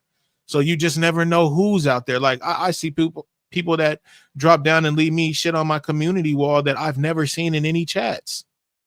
So, you know what I'm saying? You never know who's out there. So that's why I was like, man, we just bounce this shit back and forth and we network, man. We may get subs from other people, views from other people, you know what I'm saying? And that's what it's all about. Absolutely. Social media, it's in the name. Yeah. Social media network. And I always say to get support, you got to give support. And That's on that it. note, I just want to say all the people who do support us, I say it all the time, but just in case I don't say it enough, I do appreciate the people who support us, not just our show, but our channels, period. Follow both of us. And if you don't follow Riggs, go ahead and put your link in the chat if you like. Follow Riggs if you're not if you're new to him. Follow Riggs. He does do some very good commentary on there. That's our West Coast homeboy, our West Coast friend, and he be doing some good content. Definitely a Cali representative, y'all. Like I ain't gonna put it on, light. I'm gonna put it on thick. You know what I'm saying? I'm really a Cali representative, man. You if you can't tell by the way I speak and by the shit that be on my community wall and the get down, I mean, and it still got to be questioned. I don't know what the fuck to tell you. Right. You feel me? So it is what it is, man. You know what I mean? Period. Yep. Go ahead, Hood Table. Shout out to the replay gang. Yes, West Side. But yeah, happy life. I see he changed his look. Yeah, I see it. Sincere even questioned him. Like, what's all this shit about? Yes, keep it on rotation, back and forth, baby, back and forth. But I done seen people in the past, Riz, and we're gonna close this up real quick because we've been on here almost 3. But I done seen people in the past do shows together, and a lot of times it was always on one person's channel. And I was like, why would y'all do that? Like, go back and forth. It don't matter if one person got 15,000 subs and the other person only got, I don't know, 1,000, 2, 3, 4 subs. I just feel it's fair to go back and forth. That's part of the networking. But one person I didn't speak to yet in the chat, and I see you, boo. I haven't seen you in a minute, but Shakila, how you doing, Shakila? It's so good to see you. She said, "Hey, Hood Table and Big Rigs." What it do, Shakila? Shout out to the chat. But thank you guys so much for joining us. Jumping down in the chat, getting your ego on while you're down in the chat and participating in our topics tonight. I appreciate the people who hit the even landlord who hit the panel today. He gonna hit more than the panel. He gonna try to hit that front door and shit. Talking about, hey, I hear that the USC playing what is it? Nebraska what? Huskies? What was it? Cornhuskers. Riz, you know what? You ain't gonna do no, it. I don't know. I don't know sports. Hood Table, it's like the Cornhuskers. It's the Cornhuskers. Yeah, I don't, and I'm not trying to be funny, but I know. The only reason why I know Golden State Warriors, Raiders, and Niners because I'm in that area, but I don't know shit about no plays. Or if we watching football, I don't know what no move is. No, I don't. You know what I'm saying? I just stay quiet and watch and cheer with y'all niggas. You know what I'm saying? But I don't know what the fuck. This is definitely football country. You mentioned Tom Osborne to some people, and they just know Tom Osborne, man. Like he didn't bring some great teams out of here with football. But yeah, so thank you though, everybody who joined us tonight. Shout out to everybody, man. Shout out to Replay Gang. Yeah, we do appreciate you guys. Make sure you like and share the video. Subscribe to me and both Big Rigs if you happen to be new here. On the way out, Rigs, I'm gonna play our intro that Charlie created. Please do. Yeah, thank you as always. Great show, and I'm looking forward to your show Wednesday. Where the rigs come from, or whatever you're gonna title that. I'm looking forward to that. What sector is rig from? Yes. So everybody, on that note, like and share on your way out if you haven't done it already. Subscribe, please. If you want to donate to the platform, feel free to donate to the platform. Other than that, I'm gonna play our little outro song or intro song on the outro, but I guess it's both. Anyway, all right, I'm out of here. Y'all be good. You later, love. All right. Let me get this rolling. And again, shout out to Charlie for this song. We really appreciate you for our intro. I absolutely love it. Here we go, y'all. From the block to the hood table, big brick slabs and cake decorating diva, discussing local issues, national news too, encouraging y'all to like or share and subscribe. We bring the heat, keeping it real tight. From the White House to the gutter, we report right. Welcome to the show, where we break it down. From the block to the hood table, it's all around. Sexy side profile man, the one and only big rig slaps in the cake decorating diva, the one and only the hood table. With news you can't use and subjects that need to be spoke. From the block to the hood, from the White House to the broke, we got many different topics and subjects. Grab your seat, get your popcorn, let's get ready. Talking about everything under the sun, from education to health, we here to run. Engage with us, spread the word far and wide. Appreciate y'all, thank you for the support. We bring the heat, keeping it real tight. From the White House to the gutter, we report right. Welcome to the show, where we break it down. From the block to the hood table, it's all around. Sexy side profile man, the one and only big rig slaps in the cake decorating diva, the one and only the hood table. With news you can use and subjects that need to be spoke. From the block to the hood, from the White House to the broke, we got many different topics and subjects. Grab your seat, get your popcorn, let's get ready.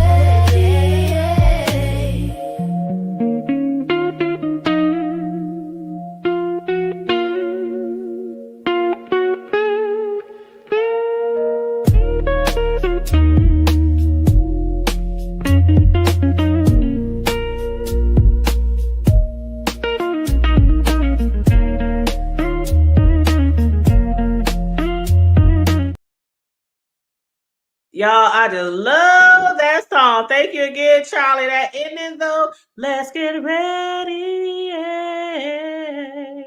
I just love that part of the song. Okay. But yes, everybody, like and share the video if you haven't did it on your way in. Please do it on your way out. Stay safe, be blessed, remain vigilant at all times, and always remember to keep it up. I'm out. Bye.